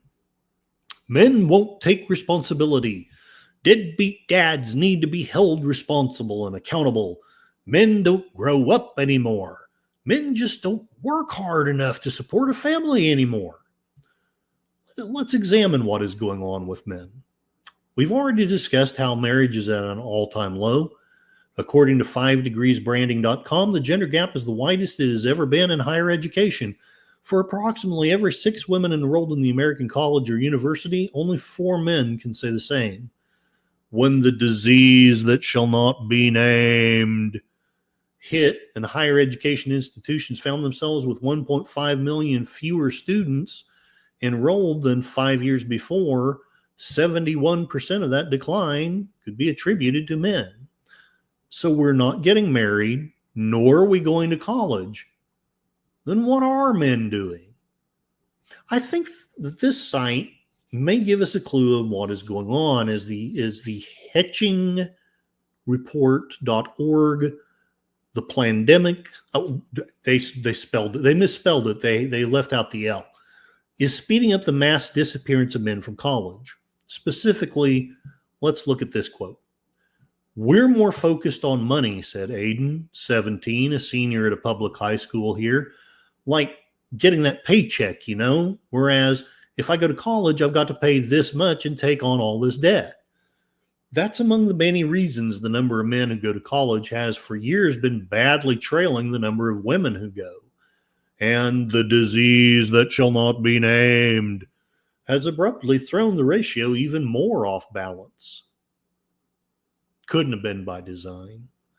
While enrollment in higher education overall fell 2.5% in the fall, or by more than 461,000 students compared to the fall of 2019, the decline among men was more than 7 times as steep as the decline among women, according to an analysis of figures from the National Student Clearinghouse Research Center. So while it has been a trend for a while, the disease that shall not be named has drastically accelerated that trend. I quote the above site again. In a sense, we have lost a generation of men to the disease that shall not be named, said Adrian Huerta, an assistant professor of education at the University of Southern California who studies college going among boys and men. Was it Boys to Men? What did they sing? I want to sing something about it, but I can't think of a Boys to Men song. On another note, meanwhile, the shootings... Oh, wow. I can't believe I made a connection with that. The shootings of black civilians by police and the resulting outrage has left some young black and Hispanic men who are still in high school, quote, disenfranchised, almost to the point where they're feeling like they're invisible, that the community doesn't value who they are at the very time that they're developing their own identities, Ponjuan said. I am so sorry if I'm mispronouncing that, because I really don't mean any disrespect. Hopefully I can be forgiven for adding, us white dudes from poor families feel similarly. In fact, I kind of did back in my day. It almost perfectly describes my experience 25 years ago after I lost my scholarship and became persona non grata. So it costs too much, and the universities alienate male minorities and possibly males in general. Let's let that point slide for now. On to the last point before I move on. Some random scene from Animal House, which was a fun movie. I finally saw it the other day in Troy Pacelli's Community. I dimly recall a time when you expected to meet your future spouse in college. I wonder what wild shenanigans go on in the brave new world of 2022. Yeah, I bet it wasn't as fun as Animal House. While Heckinger report does deal with this topic, I don't want to seem like a one-trick pony. So, what if young men can't afford college? Side note here, question. How come women can afford college? Aren't they the oppressed ones? Shut up, tired blogger. Mind your own business.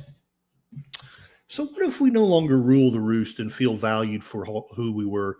At least college is a great place to find women. More so now, right? Since there are so many more to choose from. The data here is, for a tired blogger, very confusing. I find site after site saying the odds are very good you will find your spouse at a university. So far, every site I looked at agrees that the figure is 28%. So 28% of college graduates found their spouse at university. This sounds honestly like great odds. Maybe I will be wrong, and college really is still a great place to find women. So why is my spidey sense still tingling? Why am I still talking about this picture? The photo conveys the dilemma. The odds just aren't in your favor. If you do a cost-benefit analysis, the guy is so much better off just walking away. Granted, this guy could clean up a bit, but then some girls like a scruff. So, that's what this picture is about. So basically, if I talk to her, what are the odds that she's going to say yes? What are the odds that she's just going to say, hey? And what are the odds that she's going to say, I'm calling the police, you scare me? The thing is, if you don't know, because you can't, you're a dumb young ass kid, you're a young dumbass kid. Yeah, a young dumbass, dumb young ass kid. You don't know. So in your mind, all of that's even.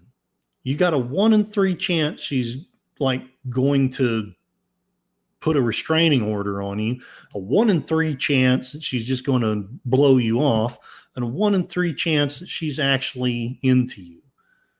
That means 2/3 odds is that nothing positive happens. And if it's 2/3 odd that nothing positive happens, you got a 50-50 shot in that scenario of, well, nothing too bad happens, but you have a 50% shot of the whole rest of my life is ruined. Again, it's melodramatic. It's not factual statistics, but it's what's going through the mind of the young kid. And yes, he could clean up and shave and not smoke and get a job and quit playing video games. Likely, I'm just not looking at the right site, but I'm not finding much. Lots of sexual abuse is rampant in colleges, but numbers are vague. Let me think. And then I go to onlinedivorce.com. So I look at this site. I find a statistic that is trying to tell me something. These days, only 20% of adults from 18 to 29 are married. Almost 60% of the same age group were married in 1960.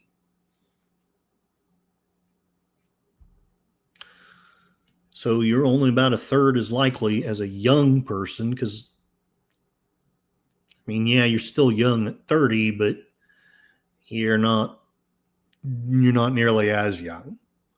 However, the marriage rates for people with higher education have dropped less dramatically than for adults with less education.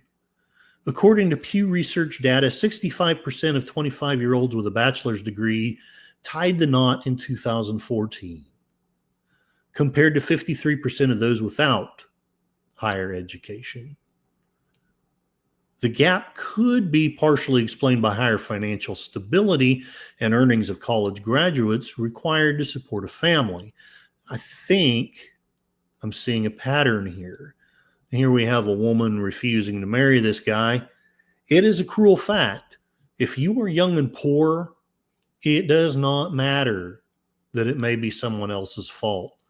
A girl may be attracted to you. She may even be willing to go to bed with you, but she will never marry you till you hit a certain income. And I know I'm sure there's tons of people, no, that's not true. I married a poor man and this and that, but statistically speaking, it is true.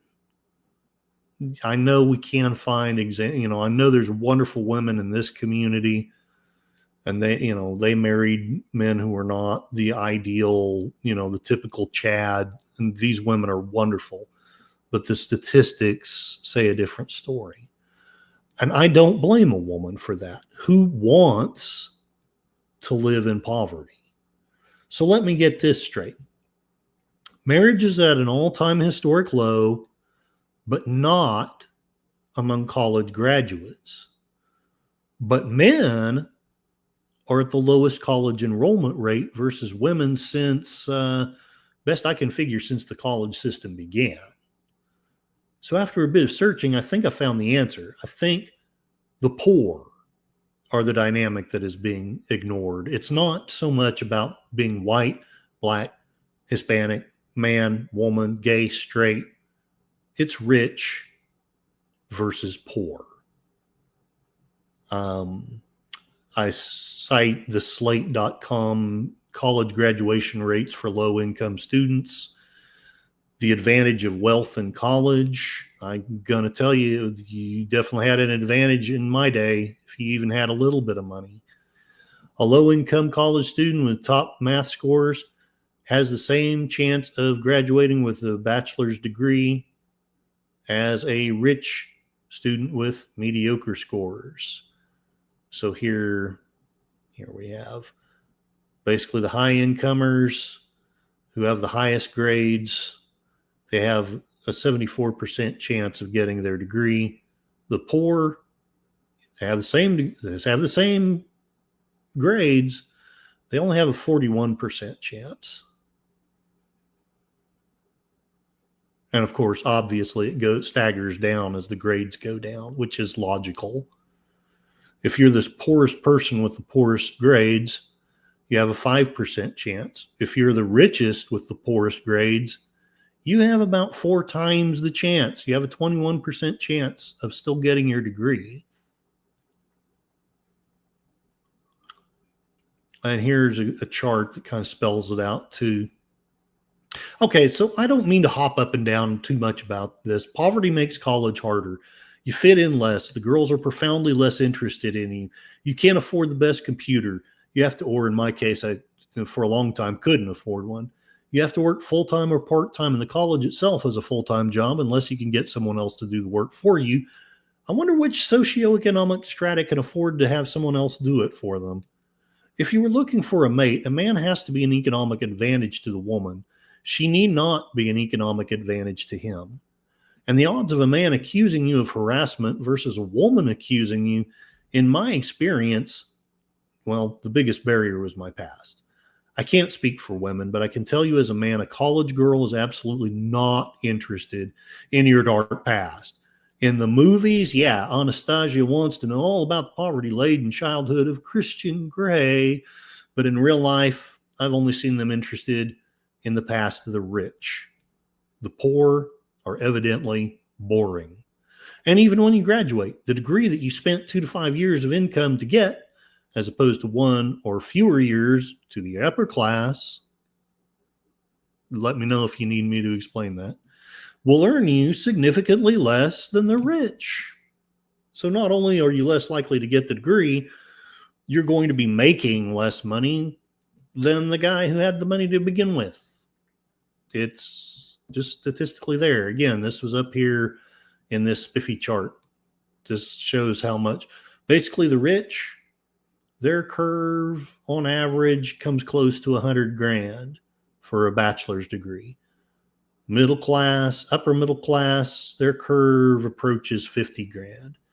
Lower middle class, their curve approaches $40,000. The poor, their curve doesn't even hit $30,000. Grades are the same on average. So, when they say that it takes money to make money, there's some truth to that. And here's another spiffy picture. This is an old university, the University of the Middle Ages. Back then, the idea was to teach the nobles how to rule and to allow the intelligent a slim hope of entering the middle or, in some rare cases, even upper classes. The university was one of the barriers of entry the wealthy used. They have honed it through the years. There have been progressive moves to make education more universal. I think it is interesting that the pandemic had the consequence, whether intentional or not, of increasing the difficulty of moving up socioeconomically. I think I've talked enough about this point. While I haven't truly proven anything, please entertain a suggestion. Is it possible that the wealthy have always wanted to control who is allowed into the inner circle? Is it possible the wealthy have felt for a century or two that too many of the riffraff are making it into their ranks?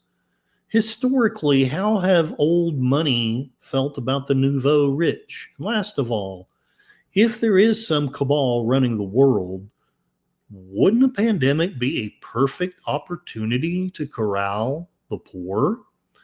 And here we have a scene from Les Miserables.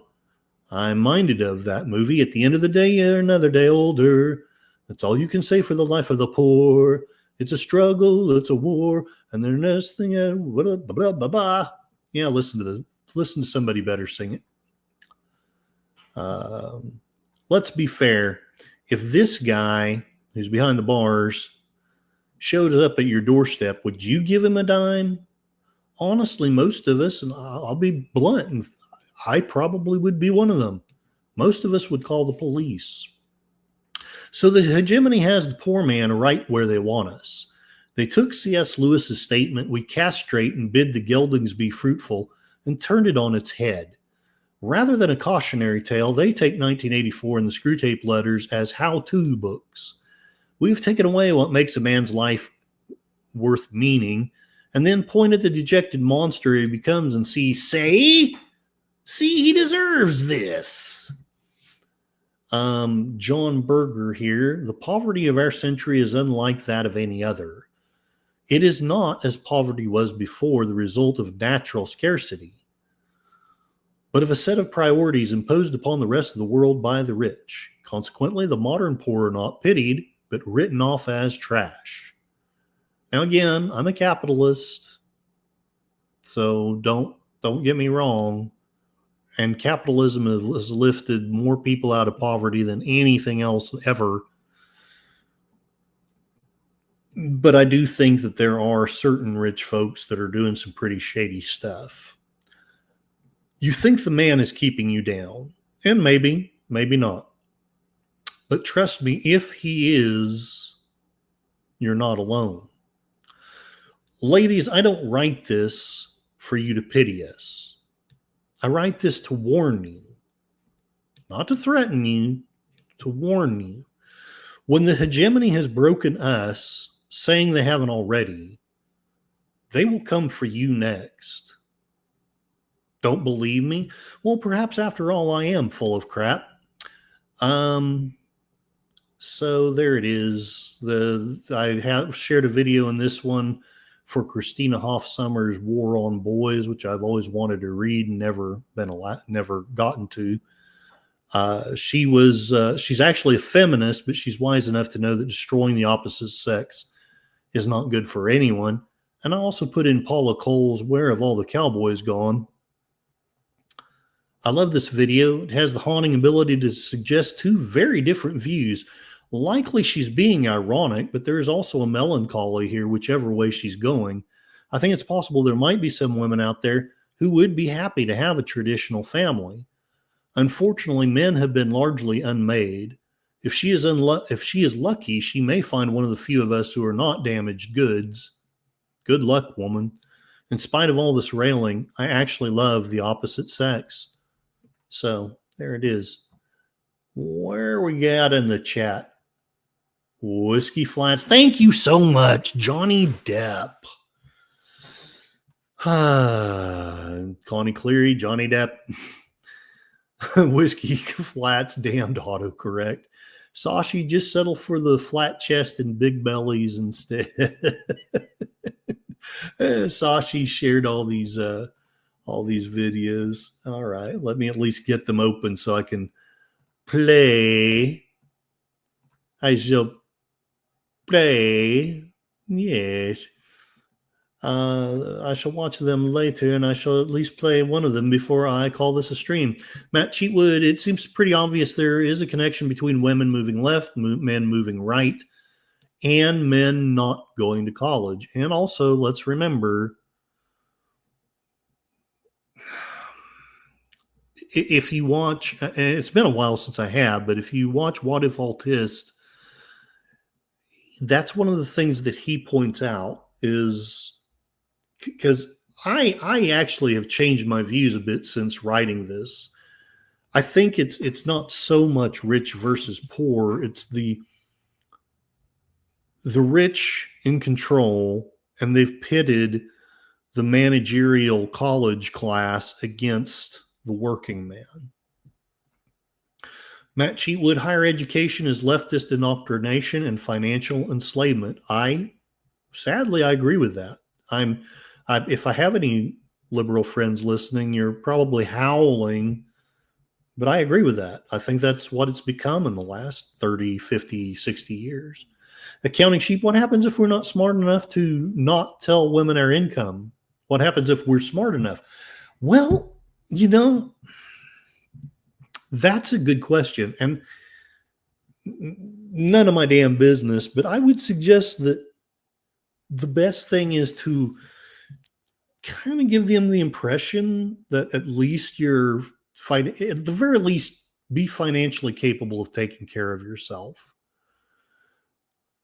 The sad truth is that was my problem back in the day, and I needed to just focus on crawling out. And if I'd have spent maybe another year or 5 years or 6 years, I might have gotten to a good place. I might have gotten to the place where I'm at now, instead of having to take a 16, 20-year detour.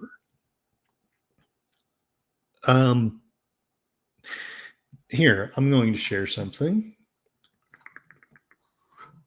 if I'm smart enough to find it.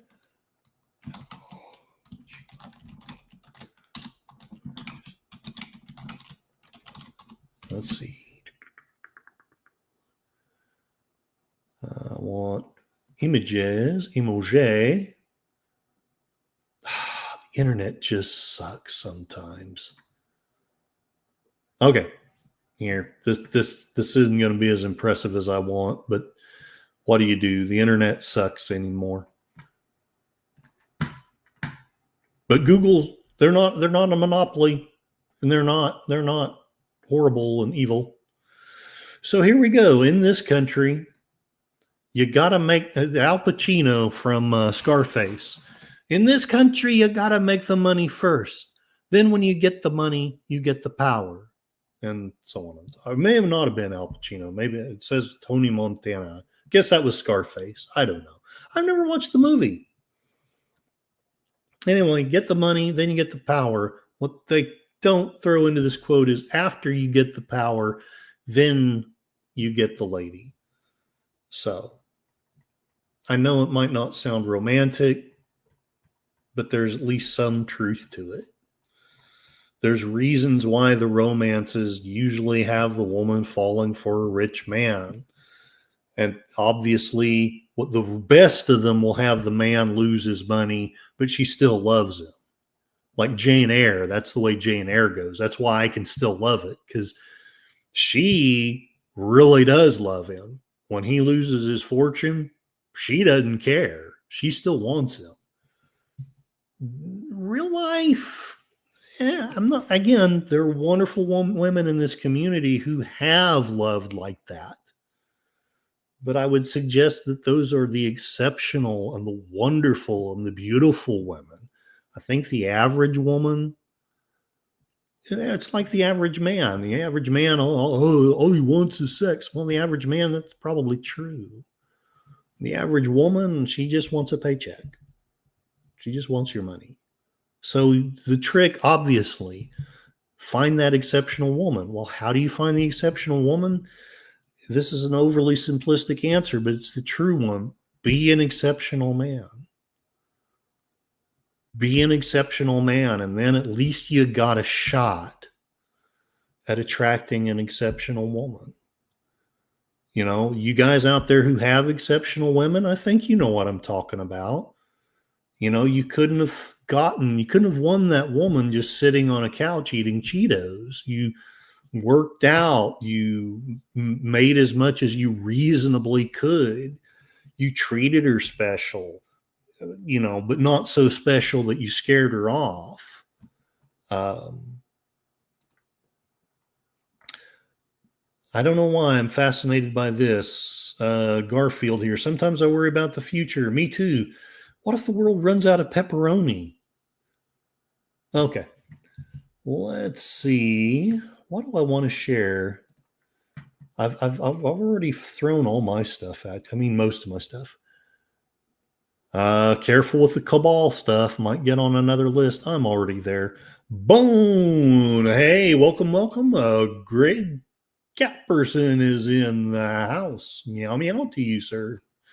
And Matt Chewitt, I'm so sick of seeing videos of college graduates demanding loan forgiveness because they've paid $40,000 on a $50K loan and still owe $45K. Welcome to your life of indentured servitude. Also, I love the meme that now the people who aren't smart enough to find a way to get their college loans paid off, and just so you know, I've paid mine off. I'm just saying. So, but the people who aren't smart enough to find a way to pay those loans off are now experts on tariffs and macroeconomics. Accounting sheep. That sounds like too much work. Can I just order a cheap knockoff of an exceptional woman from China? Those are tariffed now too, aren't they? I think so. Yeah, we're going to put tariffs on Chinese women. It's going to be the most incredible thing. We're going to be out of debt in weeks because, you know, as everyone knows, China has the most accessible women because there's no men over there. And so we're going to put tariffs on them and we will pay off the debt in a matter of weeks. So do your patriotic duty, accounting sheep, and order you one of these fine Trump edition gold-plated Chinese women.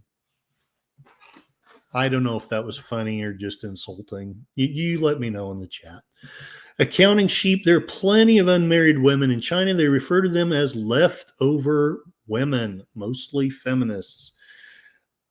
I don't even want to think about a Chinese feminist. I don't want to think about it.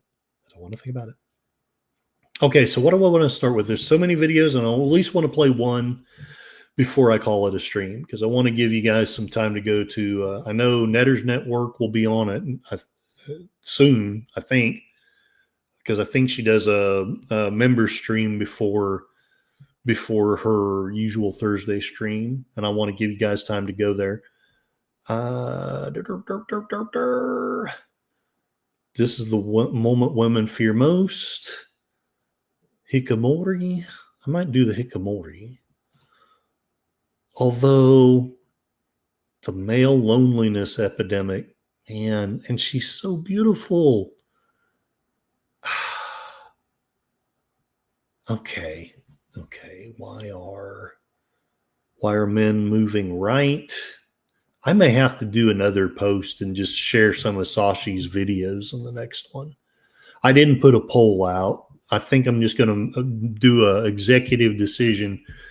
The next stream is going to be a continuation of this one, but I'm going to focus on the videos that Sashi sent us. But I do want to share, I'm going to share the one about the hikikomori. I hope probably not pronouncing it right. Hikikomori.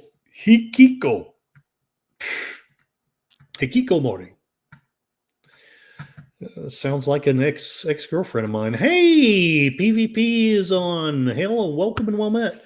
I think he is doing his watch party. Let me know what time he's doing his. There's too many wonderful creators. I can't be everywhere, but I'll try to be there, at least in the chat.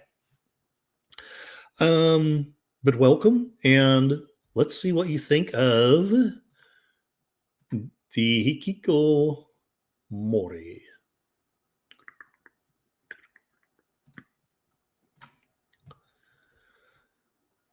Japan's modern day hermits.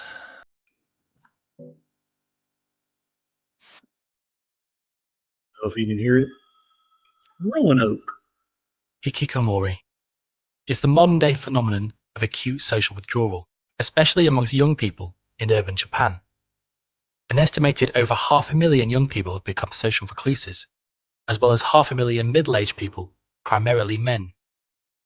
They isolate for long periods of time, over 6 months to years to even decades. It has even been compared to PTSD and goes much further than agoraphobia, which is simply a fear of public spaces. There are 4 main reasons why hikikomori numbers continue to rise in Japan. Academic. Japan's school system is very strict. One's education is highly important to one's future career, and failing at school is viewed as shameful, both individually and for the whole family. Hikikomori usually start the path to becoming a social recluse after experiencing one or more traumatic episodes of academic failure. Before graduating, students will attend a highly choreographed ritual called Shishoku Katsudo, or job hunting activity, to form relationships with companies that are looking to hire graduates. I am minded now of My Hero Academia a little bit, and the Black Lagoon, because I remember the corporate straight-laced guy ends up with a bunch of mercenaries, and it's a very, very different lifestyle. Accounting Sheep is still waiting for his AI girlfriend, and PvP, he's doing Classic Night Court. I need a laugh. I am so sorry about that election. I'm gratified that there was a massive movement toward the conservative. I do suspect that there were some shenanigans that went on, but whether or not, I don't know. I'm quite sad for Canada. We'll see what happens. We'll keep praying for Canada. Job positions in Japan are extremely competitive and therefore highly sought after. Professors have regular contact with companies who ask for recommendations of students each year, meaning those that don't keep up with schoolwork are often overlooked. It is thought that the doors only open once. If applicants are successful, they achieve a comfortable corporate position for life.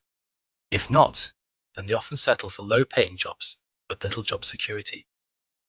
This has led to the so-called lost generation, middle-aged men who never found a real career after finishing school. These men and women live at home with their parents, shunning social interaction entirely. Social. Hikikomori is such a problem in Japan that there are multiple forms of rehabilitation and therapy to help reintegrate people back into society. This goes as far as issuing DVDs of live-action women staring into the camera to help hikikomori learn to cope with eye contact and long spans of human interaction. Visiting a psychiatrist, however, can be seen as shameful in itself and a reason to be socially shunned, so most hikikomori simply continue their persistent avoidance of social situations and relationships.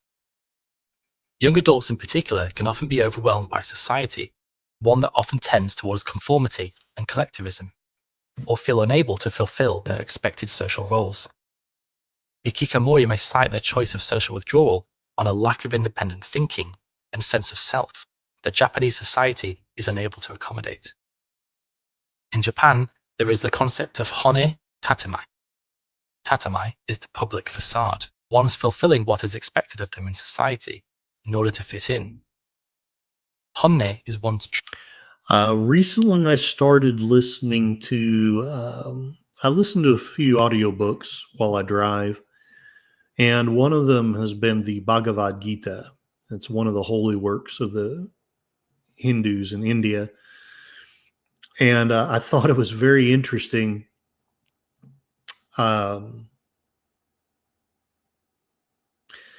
Krishna is telling. I'm having another senior moment, but Krishna is having a talk with a king in the book, and he's basically telling him like all kinds of wisdom, just tons. Even if you're not a Hindu, there's actually a lot of good stuff in this book. But one of the things Krishna tells him is that you should do the work that you were meant to do. In other words, you should do the work of your caste. And he said that well done work that is outside of your caste is less pleasing than ill done work that's in your caste. And this is totally opposite of Western thinking, and frankly, totally opposite of my own. I would, and again, I don't want to argue with Hinduism. Maybe they're right and I'm wrong. And there's a lot of really good stuff in the book. So don't think I'm meaning to diss the wisdom that's there. But I would think, hey, if you can actually do this work, this other work, and you do it really well, and you're doing the work you're quote unquote supposed to, and it's crappy, no, go do the other stuff. Help society get better. But that is not what Krishna taught. And again, maybe Krishna is right and I'm wrong. I mean, he's a god and I'm just a big jerk. So let's see what this guy is grasping at his chest about. true self and true thoughts and feelings. This can often cause internal conflict, as to not be the subject of shame or lower social standing, many individuals feel they are living a lie. As the Japanese saying goes, the nail that sticks out gets hammered in. Technological. Modern technology is another major factor in the prevalence of hikikomori. Allowing the veil of social interaction to be entirely through social media or video games, sometimes even anonymously, allows individuals to feign social contact when in fact they are isolated. Internet and video game addiction have reduced the amount of time that people spend outside in social environments that require direct face-to-face interaction. The internet for hikikomori is somewhat of a double-edged sword. It can facilitate a lack of interest in establishing physical relationships with other people and is often used as an escape from depression in everyday life, but also may be beneficial in terms of improving the quality of social life, as it provides the opportunity to meet people virtually with common interests and similar problems. Oh, it's an interesting. Wow, chat's hopping. PvP Elon should put his money into sex robots to bring prices down. He'd make more money. You're probably not wrong. Accounting Sheep, well, he's trying to clean a tile floor with a vacuum. He doesn't deserve a good job. Agreed. Matt Cheatwood, this is straight out of Mousetopia. That is correct. And Connie, you're being very quiet, so I'm hoping that I'm not saying anything that upsets you. So please let me know. Like I say, I know this is mostly a man's perspective, but I don't want it to be actually disrespectful towards women. So let me know what you think, please. PvP Internet, the ultimate double-edged sword, brings many people together, separates many into isolation. Right on. Matt Cheatwood, social withdrawal, gangs of kids killing people, plummeting birth rates, all straight out of Mousetopia. Accounting Sheep, is Curtis reading of the Gita perhaps inspired by Oppenheimer? No. I don't know how to explain my reading habits. I know that I'm somewhere on the neurodivergent spectrum, and it has a strong influence on how I read things. So it would look completely random to anyone, but there actually is a method, but I am the only one that understands it, and trying to explain it would just confuse the crap out of everybody. PvP, the globalist agenda seems to be to disrupt global society to the point where only the wealthy have any chance to live the way they want to. Everyone else will be little more than peasants. And between you and Matt Cheatwood, I think you two are tied for statement of the stream. Because Matt said, what was it Matt said? He said something very, very salient. He said several salient things. And okay, so I'm not insulting Connie. So the one woman that's in here,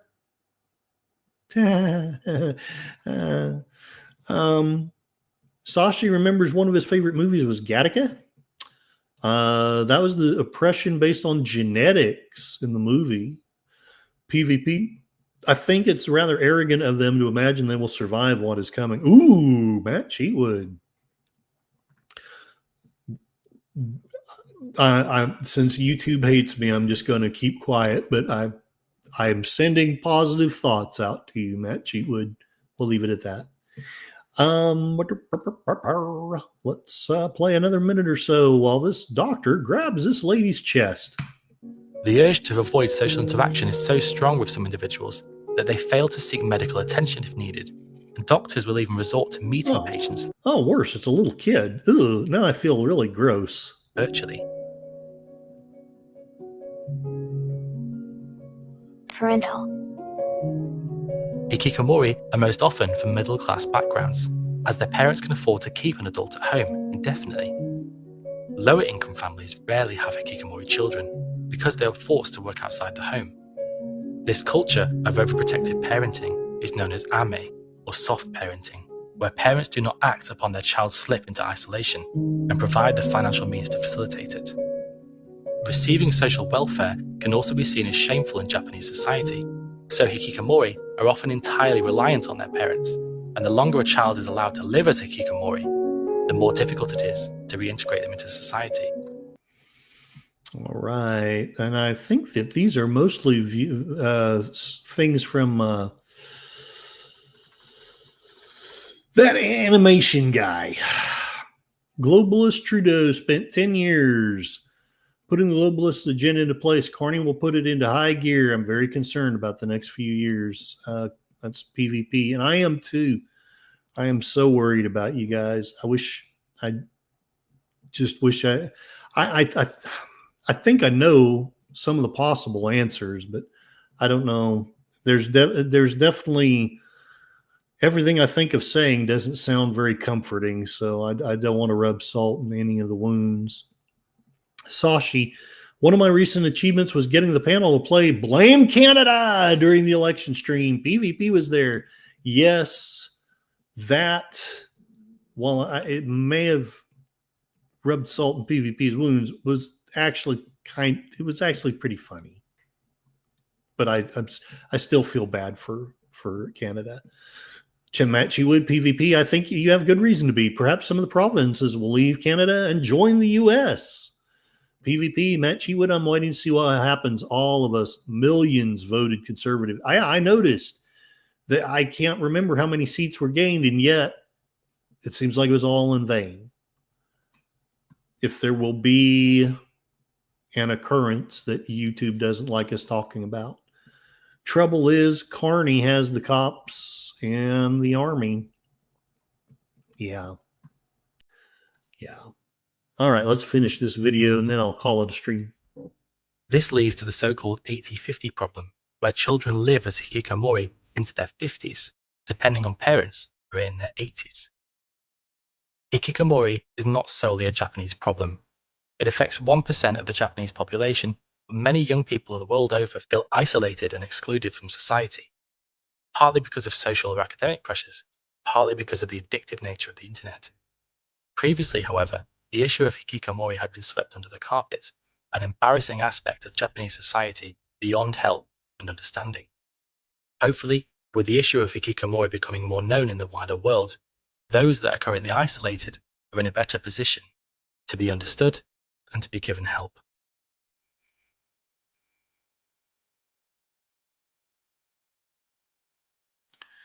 I think I'm going to contact TellJP and tell them that I need a Japanese wife.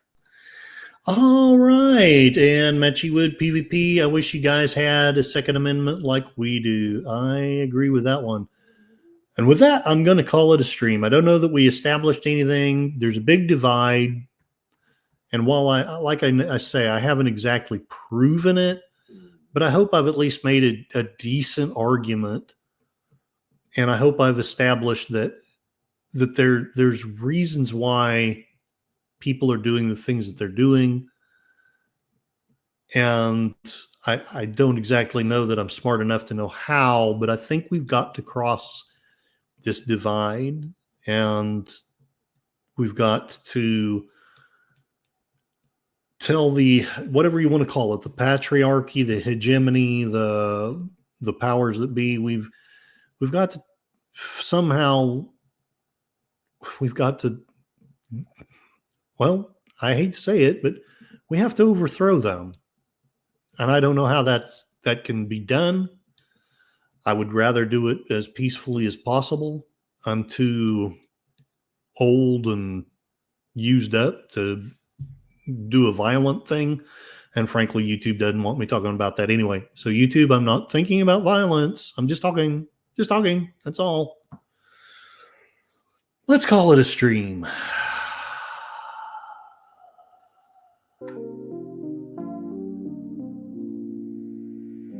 Soft porn is what's going to bring the sexes together. If only it were that easy. Well, thank you very much, John Ponderero. Thank you for all of your brotherly love, your support, your prayers, your links. Not a Canada links, but, the YouTube and video links that you send me.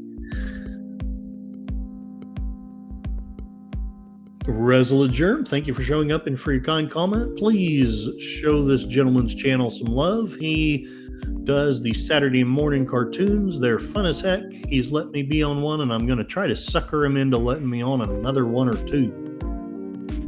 Also, Accounting Sheet, check out his channel. He is one of the funniest people that I know. He comes up with some incredible parodies.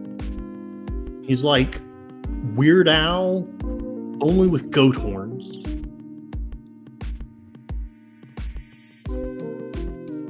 Scrolling. Whiskey Flats, Canadian Railroad.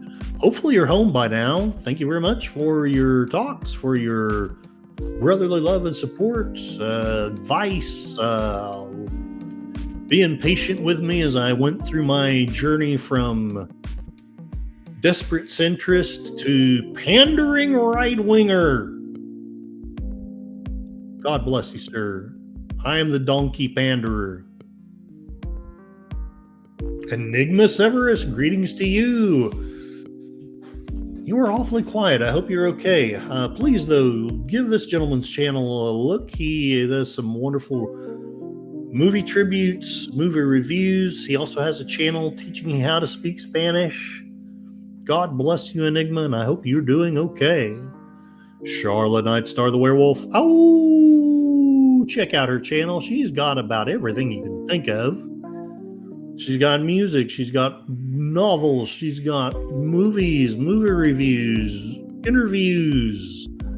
Check her out. She's got a wonderful channel. Martin Malnikov Kapla. Next time I'll possibly play the Klingon Divorce. And, Paramount or whoever the hell owns them anymore will knock my channel down. But Kapla, hail to thee, weapons master of the Klingon Christmas Carol. If you ever get a chance to see it, you need to. It's fun. Tim, thank you for showing up and for your kindness and your recommendations of movie watches. She hates men, wants to look like one. Gorilla Censored Thoughts. He's probably streaming right now. Playing something. I'll remember it when I come across it. Please check this gentleman out. He was kind enough to design a really cool intro theme for me. Movie reviews, movie watches of campaigns. We said what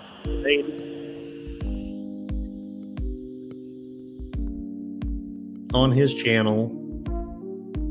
DJ Ronnie G has a very informative channel. Please check out this gentleman. Thank you very much for showing up and for the comments. Matt Cheatwood, another wonderful gentleman here. I don't know if you do any creation yet. I need to check you out. But he's a smart person. And yet he ended up being in that working class. Kind of like I did. It's weird how that happens sometimes.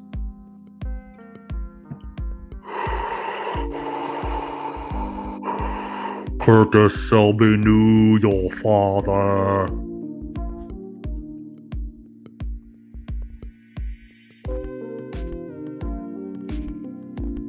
Scrolling. Hell, Connie Cleary. We had one woman in the chat. I hope that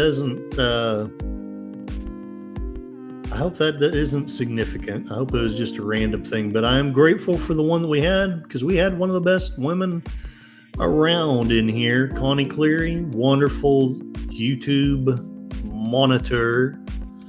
And she produces some really lovely videos with those birds and pets and wonderful music accompanying it. She will soothe the savage breast and calm the nerves, and in many cases you'll smile because those birds are so cute. Please check her out.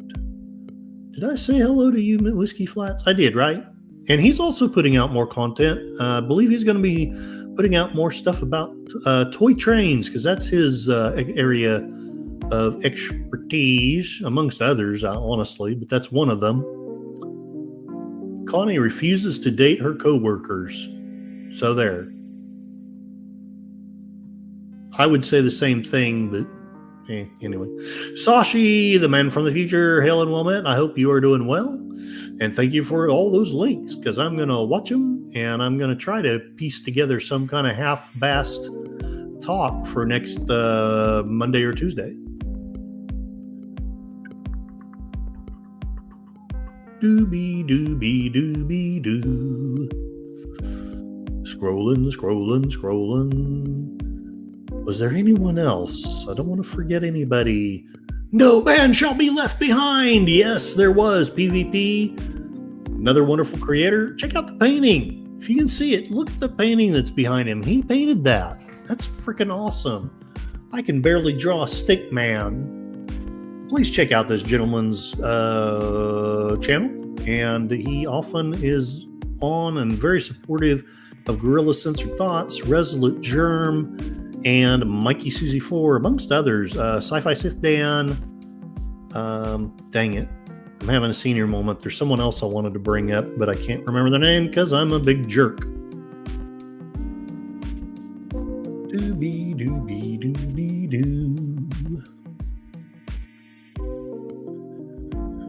Bum bum bum bum bum bum bum bum bum doody doody doody doo. Okay, let's look at the chat. I'm not going to repeat it, but that's a valid point, Matt Cheatwood. PvP, I'd be in favor of Western separation if British Columbia, Alberta, and Saskatchewan formed our own country.